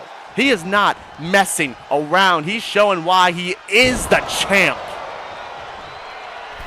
David gets caught there. Coffin drop to the back. David was trying to get up. Jay still caught him with it. Now picks him up. Power bomb position. Drops him. And David's already nearly stunned. We saw Jay do this to Cassius a couple times. Another power bomb. And could be looking for a third. He's looking to just dominate David in this matchup. And there's a third one. Power bomb. And David's stunned. And now looking to kick his head in. David's getting rocked by the champ. This is proving why Jay Warlen is the champion. And now they're locking up. Which, David, I'm not sure if that's wise. Jay has a very distinct power advantage. And there's the shot from Jay, saying to David, keep your head on a swivel. Keep your guard up. As they go right back into chain wrestling. Top wrist lock from Jay. As he's looking to outpower and out-wrestle David here. Pulls at the arm. And he goes right back into that top wrist lock. Yeah, he does love those power bombs. Those power bombs, an effective amount of offense from Jay. And now fully getting in that top wrist lock now. But David sweeping it around, grabs the arm from the back. David now trying to wear down Jay. Trying to weaken the arms. If you can weaken the arms, you can weaken the power that Jay Warlen has. And David looking to try to do that right now. Takes him down. And now a headlock applied. Going to work on the head of Jay Warlen. David trying to bring this match back in technical style. Jay's all about power. David needing to bring a little bit of a technical edge if he wants to put a stop to Jay. Now calling for him to get up. David's trying to swing this match back in his favor. And he might be able to do that there with that cross body. But Jay popped up, but David right there with a little Hurricane Rana. Now stomping away on the arm, trying to take out all the ligaments of Jay, weakening that power. David at the middle ropes kicks him away, but he kicked him too far away. And Jay, he's firing up now. There's an atomic drop, and Jay mounting a little comeback. Turns him over, hooks the leg on David. Is that going to be enough? No, it's not. David kicks out at 2. Went for the kick there, but David stopped him before he could land it. Ducked underneath. And hits the, no, doesn't hit the drop kick. Jay catches him. Went for the kick, got caught by David, flies in, hits that crossbody again. We know Jay can go high flying at times, but David needing to go high flying to take him down as he locks in a little submission. But Jay immediately out of it. And now we see those combos from Jay Warlen. That's the champion right there. An even matchup now. Cover again on David. Kick out at 2.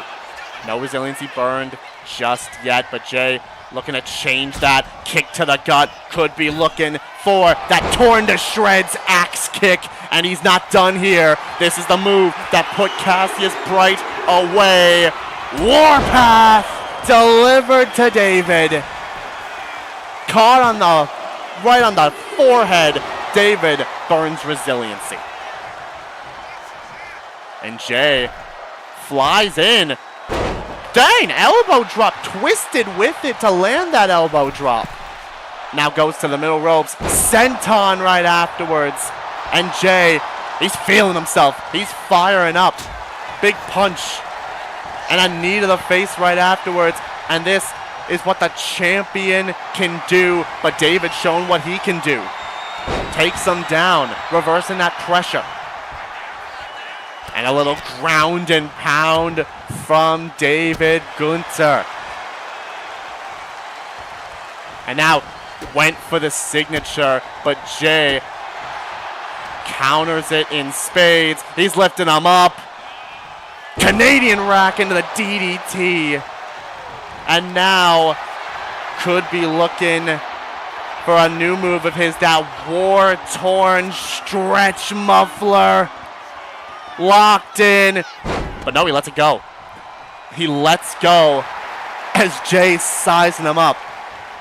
But David rolled to the outside, rolled to the ropes, and gets shoulder blocked off the apron.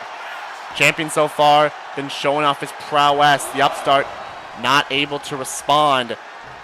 Needing to respond, though, because right now it's been all Jay.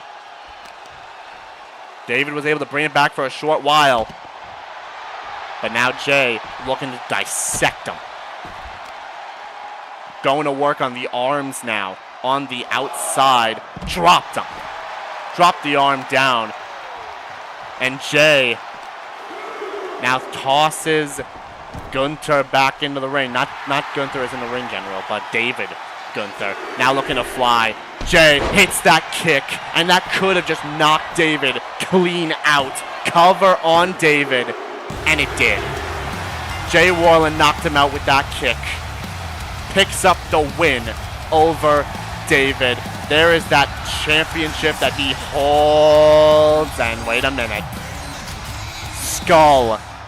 That's his challenger. And Jay knows he's got to take on Skull next week. And the stage is set. It is Jay. It is Skull. One-on-one for the championship next week. We spoke about the contender, and he arrived. Skull. He's looking to take that championship home with him. But a victory for Jay Warlen tonight. Can you blame me? That kick's strong. I got to give him that. Oh, that kick is strong.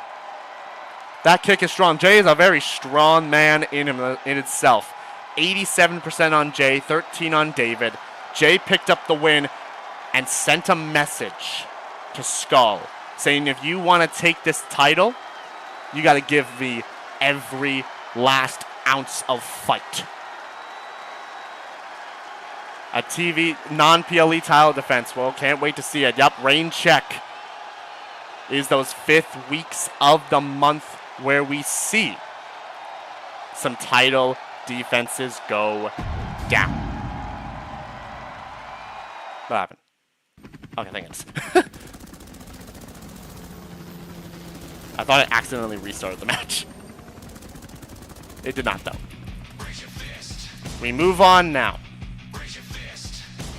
to the penultimate match of the evening. It is the Intercontinental Championship Tournament Round 2. We saw Terry Bogard pick up the win over Sephiroth earlier on tonight. Now we go to the other side of that bracket. It is Akihiko Sanada. 1-on-1 with the ultimate tennis pro, Ryoma Hoshi. Mr. Warlen, you rocked my crap. David, you put up a fight, man. You put up a good fight. You tried to take the champion, but at the end of the day, the champion was superior. Poll is up. Let's see who will move on to the semifinals. Will it be Akihiko? Will it be Ryoma? Let's find out as we turn up the voltage. Let me flip over now to my other bracket. And coming out first, it is the Boxer of Seas, Akihiko Sanada. From Kobe, Japan, weighing in at 209 pounds, Akane Hero and Akihiko has been on a little bit of a resurgence as of late here in the GWE. Picked up a big win in round 1 over Cloud Strife. That would allow him to advance to round 2. He's looking to take that Intercontinental Championship and make it a fighting championship. Akihiko is here. Yo, what up, DJ? How you doing, man? Welcome to the stream. Akihiko, ready to go, but he's got to take on Ryoma Hoshi. From Oita, Japan, weighing in at 100 pounds, Ryoma Hoshi, in what I'll honestly say was probably the shock of the tournament, picked up the victory over Ryan in round 1 to advance to round 2. Ryoma, can he pick up possibly another shock victory tonight over Akihiko? Could the Cinderella story of Ryoma continue tonight, or will Akihiko be able to shut it down? My 33 head ain't as good as it once was. Dang. Akihiko having to take on this Ultimate Tennis Pro. We'll see if he can get the job done. It's Akihiko. It's Ryoma. It's one-on-one. And it's now. Bobby, let's go. Call this one. Here we go. Turn him around, and we go into chain wrestling immediately. And Ryoma taking the early advantage. Chin lock here on Akihiko. Which, I'll be honest, a little chain wrestling feels like it more be in the favor of Akihiko, as he's showing right now. Little wrist lock on the back end of Ryoma. Akihiko.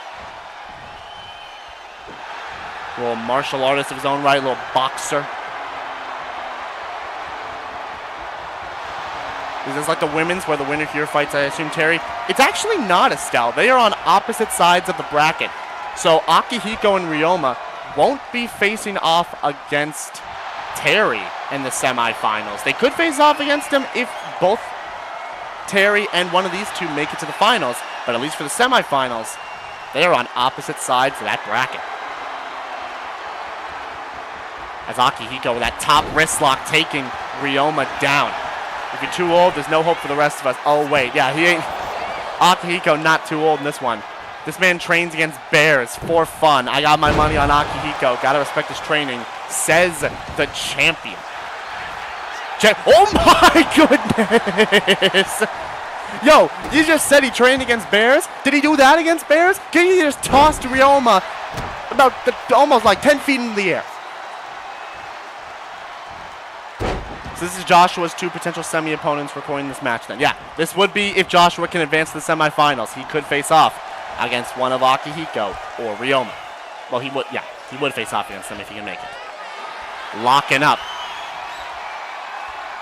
Once again, and I don't know if you want to be doing that if you're Ryoma, because Akihiko is trained in this type of sport. He's trained to deal with all possible outcomes in a squared ring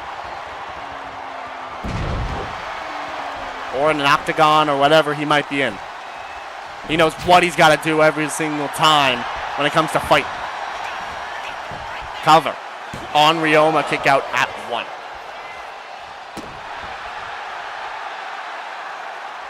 Akihiko stomping away on Ryoma, and looking to stomp more on him, but he pushed him away. Ryoma pushes him away, and a Hurricane Rana. There's that athleticism from Ryoma. If he's going to be able to beat Akihiko, that's the way to do it. The athleticism is the way to do it. But Akihiko not going to let that happen. Elbow drop, elbow right to the head. And flies in. He gets his own little amount of athleticism there. A little leg drop from Akihiko. Gotta say the Brights are serious about the research. Oh yeah, they sure are. And Akihiko with that Thunder Fist combo. Set him up for it and could be looking for that punch. Could be looking for the total Akihiko knockout. That TAKO. Cover on Ryoma, and that is resiliency from the Ultimate Tennis Pro. And this matchup has been all Akihiko. Ryoma's going to have to do a lot if he wants to come back in this one. Looking to do that right now. Forearms to Akihiko. Sends him off the ropes. Ryoma tried to go for it, but Akihiko caught him. Power bomb position. lifts him up, dragged him over the ropes, and plants him face first. And now tried to maybe go for a springboard there, but Ryoma wise to roll out of the ring. Pushing him away, hits that elbow drop to the back of Akihiko. And now that's a smart move from Ryoma as well. Weakening the arms of Akihiko to stop those punches from being as effective. And he slams his head into the apron. Ryoma went for the knee drop there, but Akihiko gets out of the way. Tried to send him flying again. But Ryoma, he had it scouted this time. Could be setting up. Went for the signature on the outside. Was looking for that ace destroyer. But Akihiko was a step ahead. He got out of it. But Ryoma, not done just yet. Those kicks right to Akihiko. But he caught one of them. And now it's the combos. Slammed him down. Looked like he was going for like a hip toss type maneuver. But then turned it into a front slam. And Ryoma is stunned off of that one. And Akihiko now barreling in the punches. Barreling in those punches. The champion's pride. Count of 9. Count of 10. And Akihiko tried to send Ryoma into the ring. Instead, it's Ryoma who sends Akihiko into the ring. And I want you to keep in mind, both of them have finishers. Ryoma misses the moonsault. And Akihiko might just say, that's enough. Your own mistake cost you this one. And it sure did. His own mistake costing Ryoma the matchup. Akihiko picks up the win. And he will advance to the semifinals. The storybook run of Ryoma ends at round 2. But you gotta admit, this dominant performance from Akihiko, all because of one mistake. That is all it takes sometimes. Saw that total Akihiko knockout. Ryoma did not win. Ryoma did not win, Pi. In fact, he kind of got dominated. Is this the best Akihiko that wrestles? I think so. I think this very well could be the best Akihiko. Anyway. That little champion's pride mounted punches from Akihiko and that mistake from Ryoma. That attempted moonsault, missed it, and Akihiko knew he knocked the wind right out of him. Here's your winner,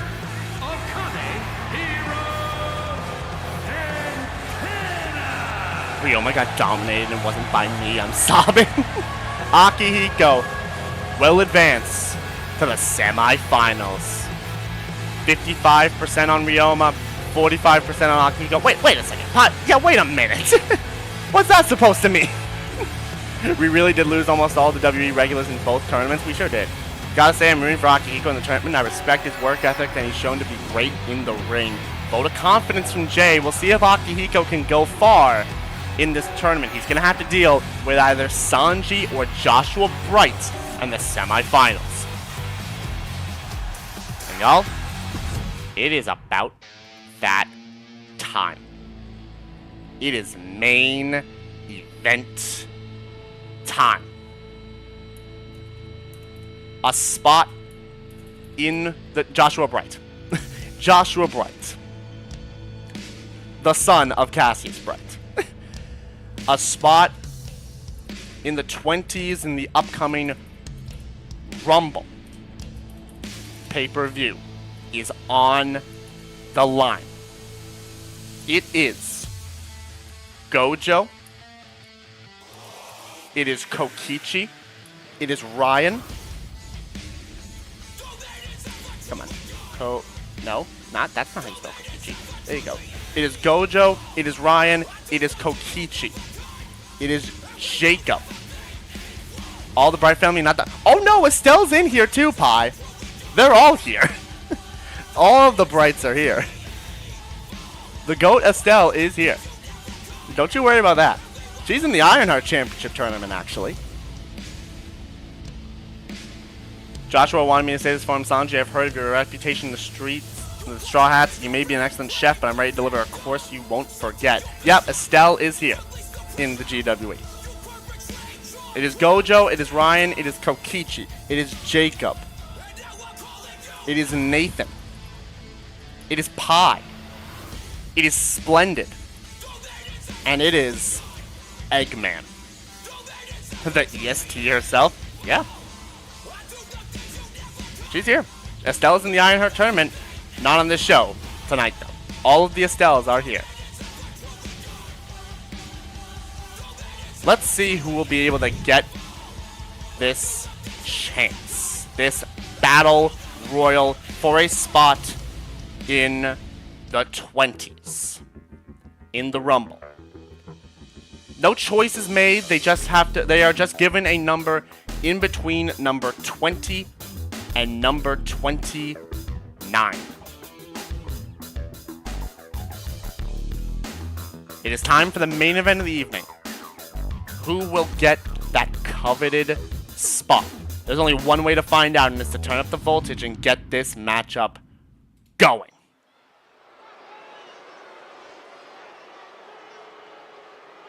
Main event time. Coming out first. It is the leader of the Tyrant Syndicate. It is Eggman.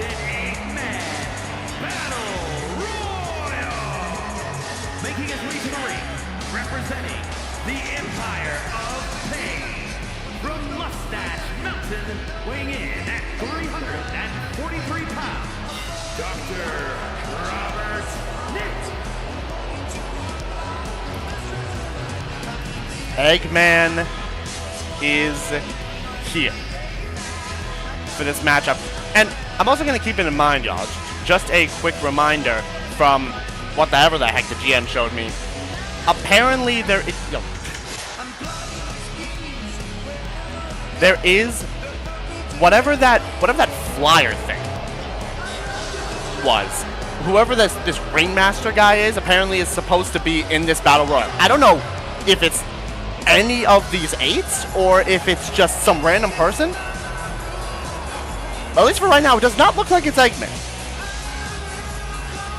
The flyer thing. Yeah, there was a flyer that was apparently going around backstage that the GWE janitor had found. There's been a few of them. Ringmaster is replacing someone, but who? Who is that someone? The Ringmaster, we don't know who it is yet. Eggman looking to get an easy time in the Rumble. The head of the Syndicate himself, M. Bison and Bowser, sure are watching. And out next, it is Ryan. Weighing in at 208 pounds, Ryan. What is that melody? It is Ryan. It is Lavender Town, aka Lisa. Or Lisa? Lisa? I have no idea. Either way, it sure is something.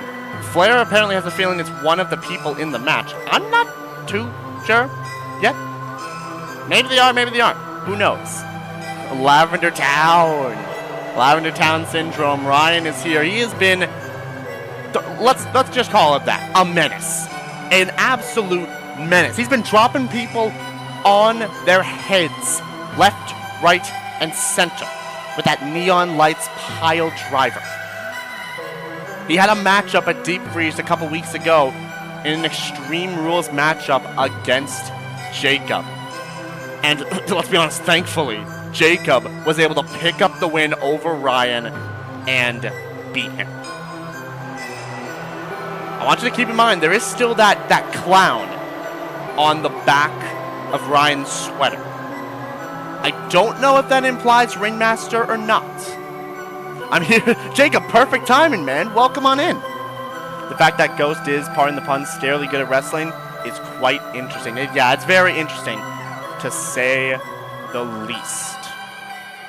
Let's pull this out. Oh, this is the part that always just, like, I don't like it. The music just ends, it stops, and nothing happens. And it concerns me every single time. Giving clown music too, a little bit. It's very concerning. Wait a bit, I'll be back. All right, we'll see you in a bit, Solara. Ryan here looking to get an easy time as well in that battle royal tonight, in that Rumble. That'll take place, I don't know when. But apparently there is a pay-per-view planned that is Rumble-based. Oh. Oh. Oh, you said it'll be back, not I'll be back. Oh. You see, I can't read all that well sometimes. And there it is. Speaking of. Creepy ghost moments could be replaced with a backwards stall and feeling. It could very well be replaced with that, Kara. Yeah. There it is. The music's back. It always concerns me when it is. Thanks. Ryan is here.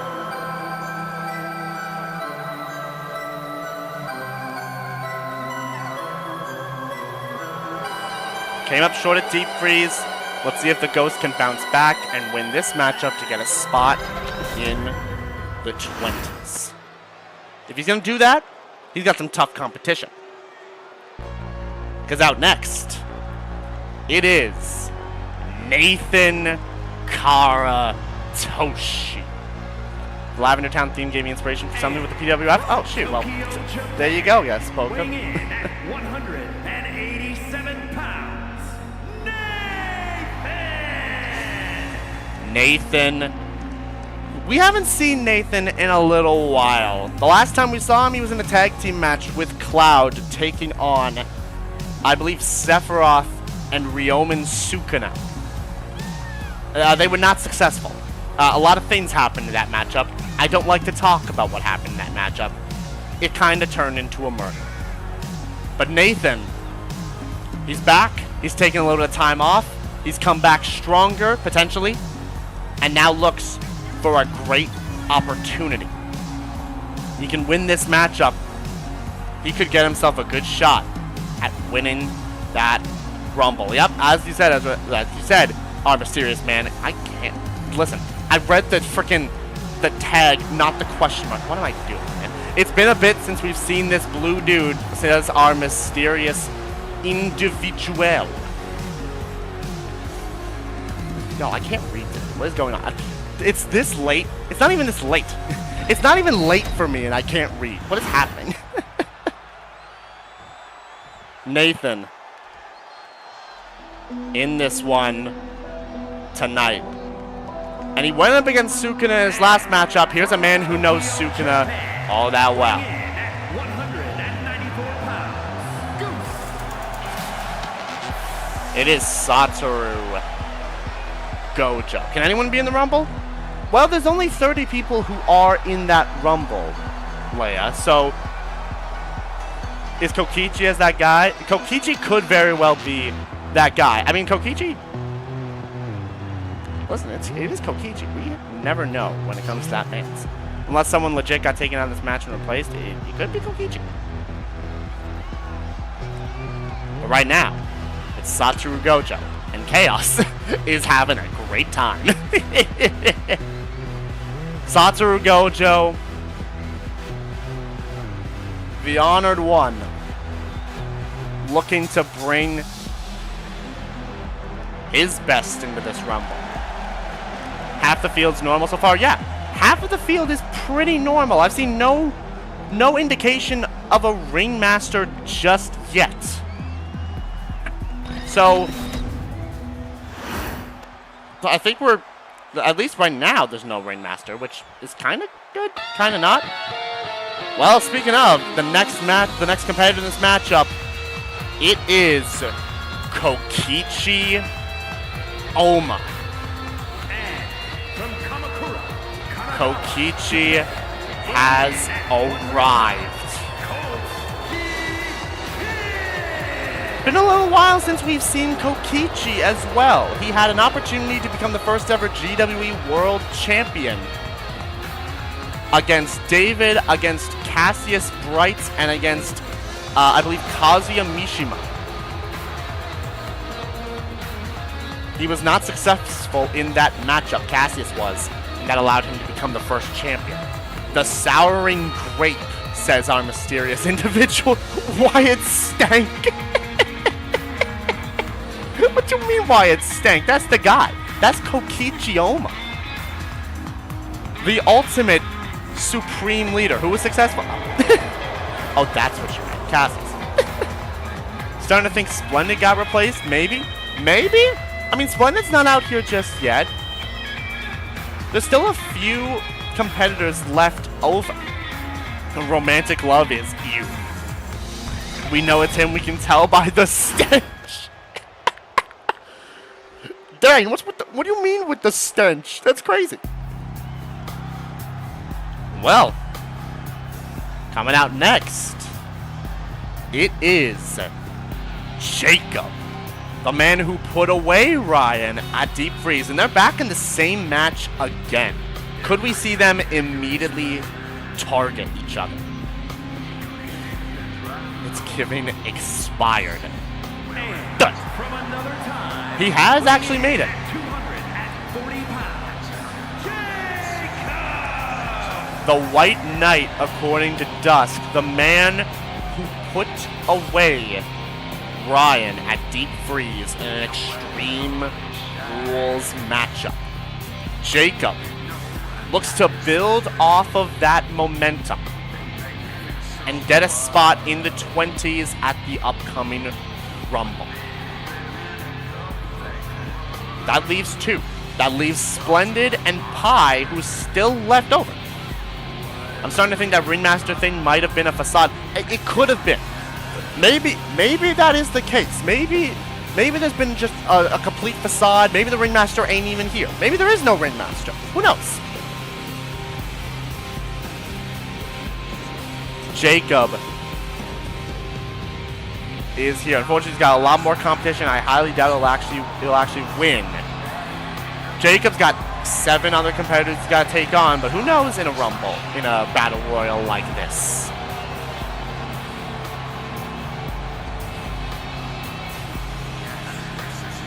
Anyone could take this win. I mean, if there is anybody who might need to be dealt with, is it might be Eggman. Remember, he still has that giant bar. Did we all get collectively gaslit? If we got gaslit, that would have been crazy. Coming out next, the darkness surrounding them. It's Splendid. From Winnipeg, Manitoba, Canada, weighing in at 181 pounds, Spectacular Vic! Splendid is here. He has not been taken out. So, Splendid's here. A man who has had a little bit of backup as of late. Apparently they call themselves the Obsidian Order. Splendid has had backup of these two masked men, one of them being revealed to be Guts from Berserk. Splendid all on his own tonight.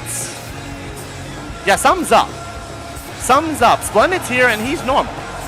Eggman's given he's built like someone who can protect a building. No Obsidian Order. Obsidian Order, as I've been told, not in the building tonight.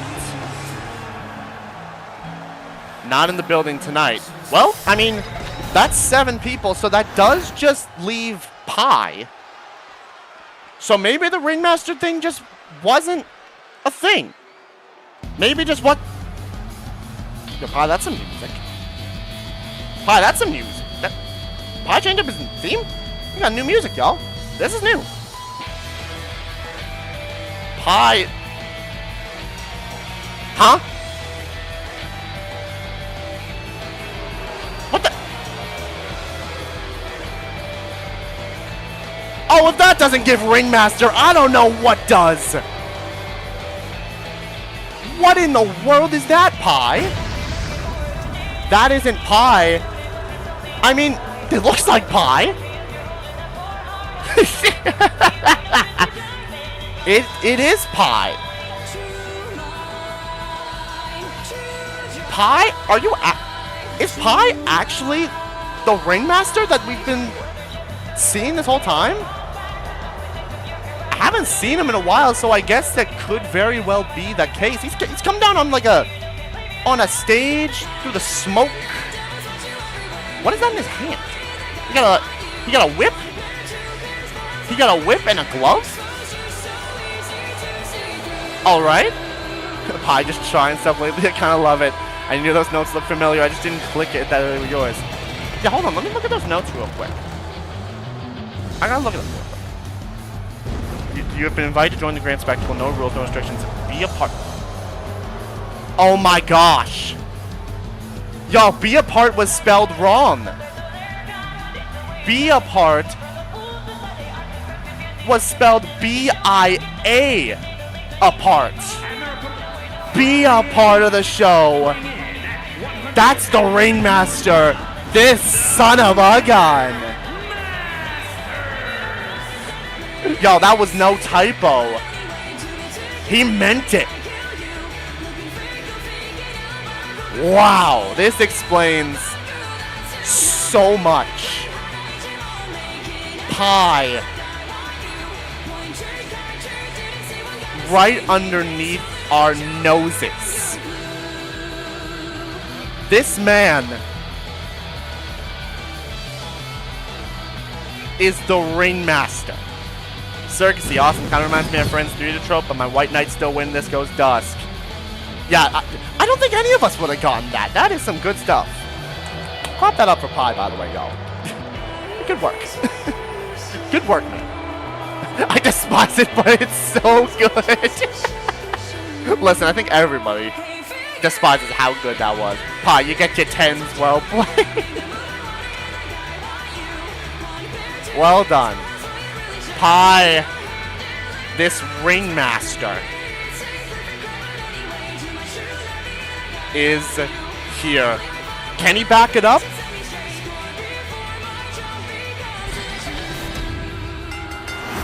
Here we go. This matchup underway. Splendid going after Pi. Eggman and Kokichi. Gojo and Ryan. Jacob and Nathan.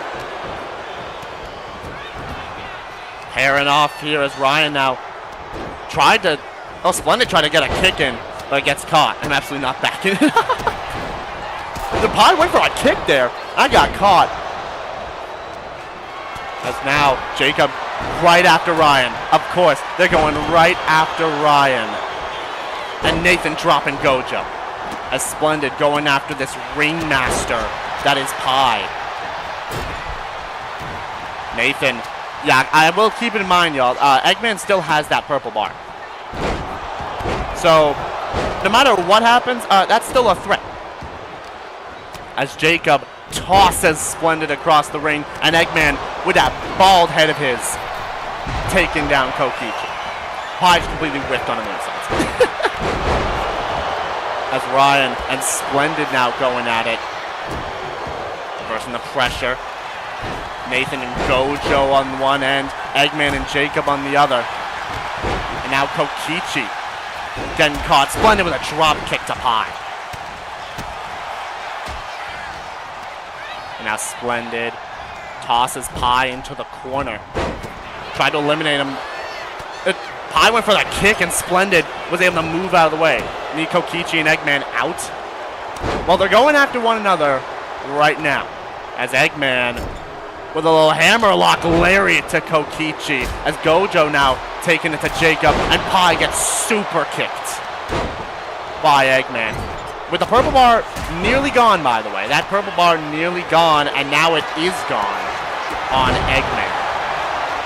But Eggman taking it to Gojo, and Splendid now doing the same thing. Nathan went for that flying elbow. Splendid stepped out the way, dropping Jacob as Eggman, and Pi's gone up top. And double axe handle missed. Jacob now going after Pi. Pi, send him over the top ropes here. Ryan tried to eliminate Jacob, but missed. And Kokichi gets sent down by Pi with a Hurricane Rana. That could have been Jacob gone, but he stays alive just for a little bit longer. And Jacob tossing Pi. Didn't toss him out of the ring, but tossed him like a sack of potatoes. As Gojo sending Nathan down. Jacob's got slapped in the face. And Pi missing the dropkick. And Gojo is the first one eliminated at the hands of Jacob.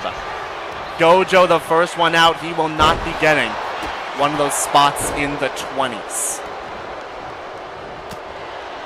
Pretty much his career at this point. Luck. I mean, I don't know if he got lucky against Ryan. He sure put in the work against him. But right now, Splendid looking to eliminate Nathan as Kokichi taking it to the big man. The big Eggman. And Pi now going after Ryan. And Splendid still taking it to Nathan. And now could be looking for the Canadian Destroyer. And I think Ryan actually burned resiliency there. Pi sent into the corner. Jacob sent to the outside by Splendid. And Jacob has been eliminated by Splendid. Kokichi trying to lift up Eggman, but instead Eggman lifts him up and plants him with the eggplant. And Kokichi has just been tossed out by Eggman. And Nathan trying to eliminate Ryan, not to be. Splendid now going after Pi. The ringmaster in trouble. Eggman with a huge kick to Splendid. As Ryan sends Nathan out of the ring. Nathan's been eliminated. And Pi also gone. We're down to 3 as an egg carrier hit on Splendid. And Splendid's out. We are down to 2 immediately. Eggman and Ryan. And just that quickly, elimination after elimination after elimination. We're down to 2. We're down to Ryan. We're down to Eggman. One of these 2 will get a 20 spot. A spot in the 20s. At that Rumble event, Eggman lifts Ryan and plants him. Eggman is a very fresh individual, and Ryan could be seeing the end of him right here. Eggman could be securing his spot.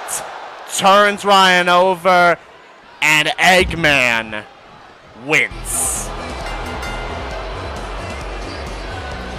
Eggman will get a spot in the 20s. That is a dangerous spot for Eggman to be in.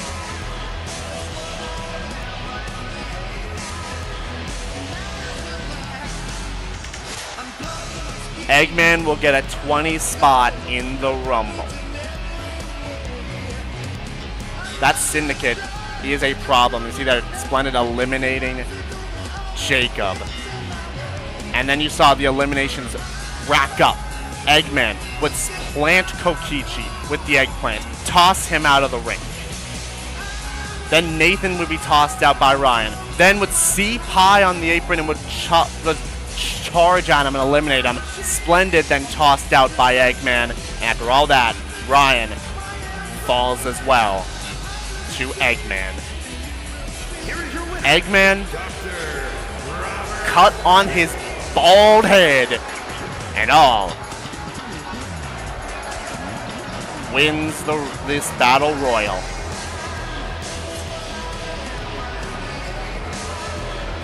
%30 on Nathan and Pi, 30% on Splendid and Eggman, 20 on Gojo and Ryan, Kokichi and Jacob at 20% as well. Eggman got it done. He's got a spot in the 20s. Can somebody be able to put a stop to Eggman? We'll have to see at this upcoming Rumble pay-per-view. But that is the show. Let's go over it. Let's go over the show.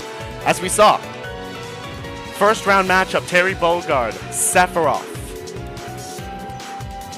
One-on-one in the championship tournament, the Intercontinental Championship Tournament round 2 matchup. Terry was able to beat the One-Winged Angel and advance to the semifinals. I'm going to take a quick sip of water. Hydrated Daiquiri. Sakura and Flair went at it. One-on-one. After a little attack at the start from Arrow on Flair, it was a pretty back and forth matchup. But Flair was outdone by Sakura Ogami. Sakura picking up the win. It was another crazy matchup between Chaos and Clover, one-on-one in the IronHeart Championship Tournament. Chaos picked up the win over Clover, advancing to the semifinals where she will await Junko and Oshima as we get to that later on. Tag team action, it was the Hellhounds against the Bug Hunters, Shin and Gonta, Tartaros and Braun Breaker. It was a classic tag team affair, but in the end, the Bug Hunters picked up the win. And apparently, Bakugo and Todoroki were watching. Then, when we thought we were going to get to Kitana versus Junko, XSP stormed out to the ring, demanding a better match, demanding his fair share. What happened? Well, he got a taste of the GOAT, John Cena, showing up for one night only here in the GWE. XSP put in the offense against Cena, but got caught with an AA, and his attitude might have just been adjusted at the hands of John Cena, the GOAT, the greatest of all time, the never-seen 17, picked up the win. Then, it was Kitana versus Junko and Oshima, round 2 action of the IronHeart Championship Tournament. Junko picked up the win over Kitana, and will advance to the semifinals to take on Chaos. One-on-one action, Jay Warlen, let's just be honest, decimated David. Showed why he's champion, and David tried to come up with a little bit of fight, but Jay was able to get it done, pick up the win. After the match, it was Skull, his challenger, who stepped up to Jay Warlen, saying that title is coming home with me next week. Then it was the Intercontinental Championship Tournament round 2 matchup. It was Akihiko Sanada versus Ryoma Hoshi. Akihiko taking advantage of a mistake made from Ryoma to pick up the win and advance to the semifinals. And in the main event, it was the Battle Royal. It was Eggman, Ryan, Nathan, Gojo, Kokichi, Jacob, Splendid, and who we'd find out to be the ringmaster that we've seen over the past little bit, Pi. They went at it in this Battle Royal to earn a spot in the 20s, and it was Eggman who picked up that win and will get a spot in the 20s in the upcoming Rumble. Let's take a look at the news real quick. They are not allies, 2K. They are not allies at all. Todoroki and Bakugo suffered defeat in the tag match. They weren't competing tonight, 2K. What are we on? Tartaros, minor injury on him there, and then Arrow blindsiding Flair with a ruthless attack before the match could start. Let's see what Rain Check would book. Next week is Rain Check. My finger slipped, sorry. Dang. Also, welcome in, Arrow. Apparently the game does not account for a 5th week of the month. They only account for 4 weeks. Pretend this is not January. That's a little annoying. I'm not too happy about that. Cassius Bright versus Seth Rollins. Dang. Dang. Just dang. That's all I need to say there. Holy crap. That's a crazy matchup. That's also a crazy matchup.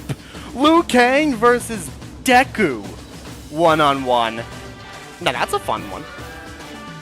I just ignore it. I deal with it, move forward. Yeah, fair. Jay Warlen versus Splendid. 1-on-1.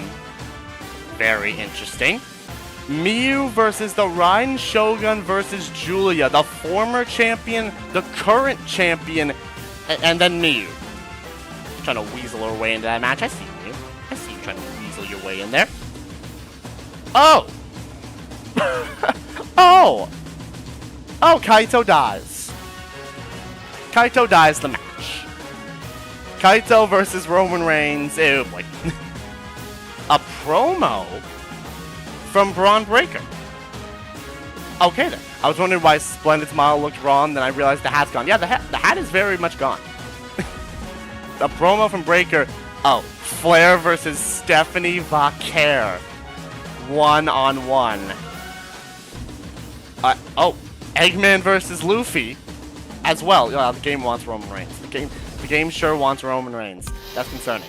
Eggman versus Luffy is a matchup that would happen, and in the main event, again, Becky Lynch versus Urza Scarlet for the IronHeart Championship every single time. I tell you. Yeah, Eggman, Flair versus Stephanie Vaquer. Yes. Let's take a look at the power rankings real quick. Junko at number 1, Chaos 2, J3, Eggman at 4, then it's Gonta at 5, Sakura, Akechi, Akihiko, Mario, Yukiko, Sephiroth, Taka, the Rhine Shogun, Flair, John Cena, Mondo, Kitana, Marin, Miyu, Ryan. Rounding out your top 20. That's the show. Y'all can go out of character now. Whew. I'm gonna be so for real. I got very nervous when XSP nearly beat Cena. I was like, no, XSP, stop it. Stop it, no. Flair is above Cena, let's go. I got so nervous when XSP hit that XSP factor. I'm like, oh gosh, no, he's actually gonna beat Cena. Don't do this to me, game. But that did not happen. Thankfully, lots of things happened. Also, yeah, this was a show. I had to work on that though. I had to pull a little AV there and see if I can do what I do. You know, had to try out a little promo action, a little bit of things. It took me so long to think of a GWE gimmick. Yeah, you were talking to me about that, Pie. It took you a long time to find a gimmick, but you got one now.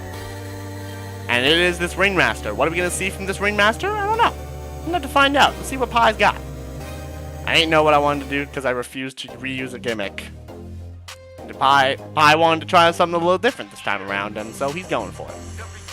That being said, that will do it for the show. That will do it for the stream.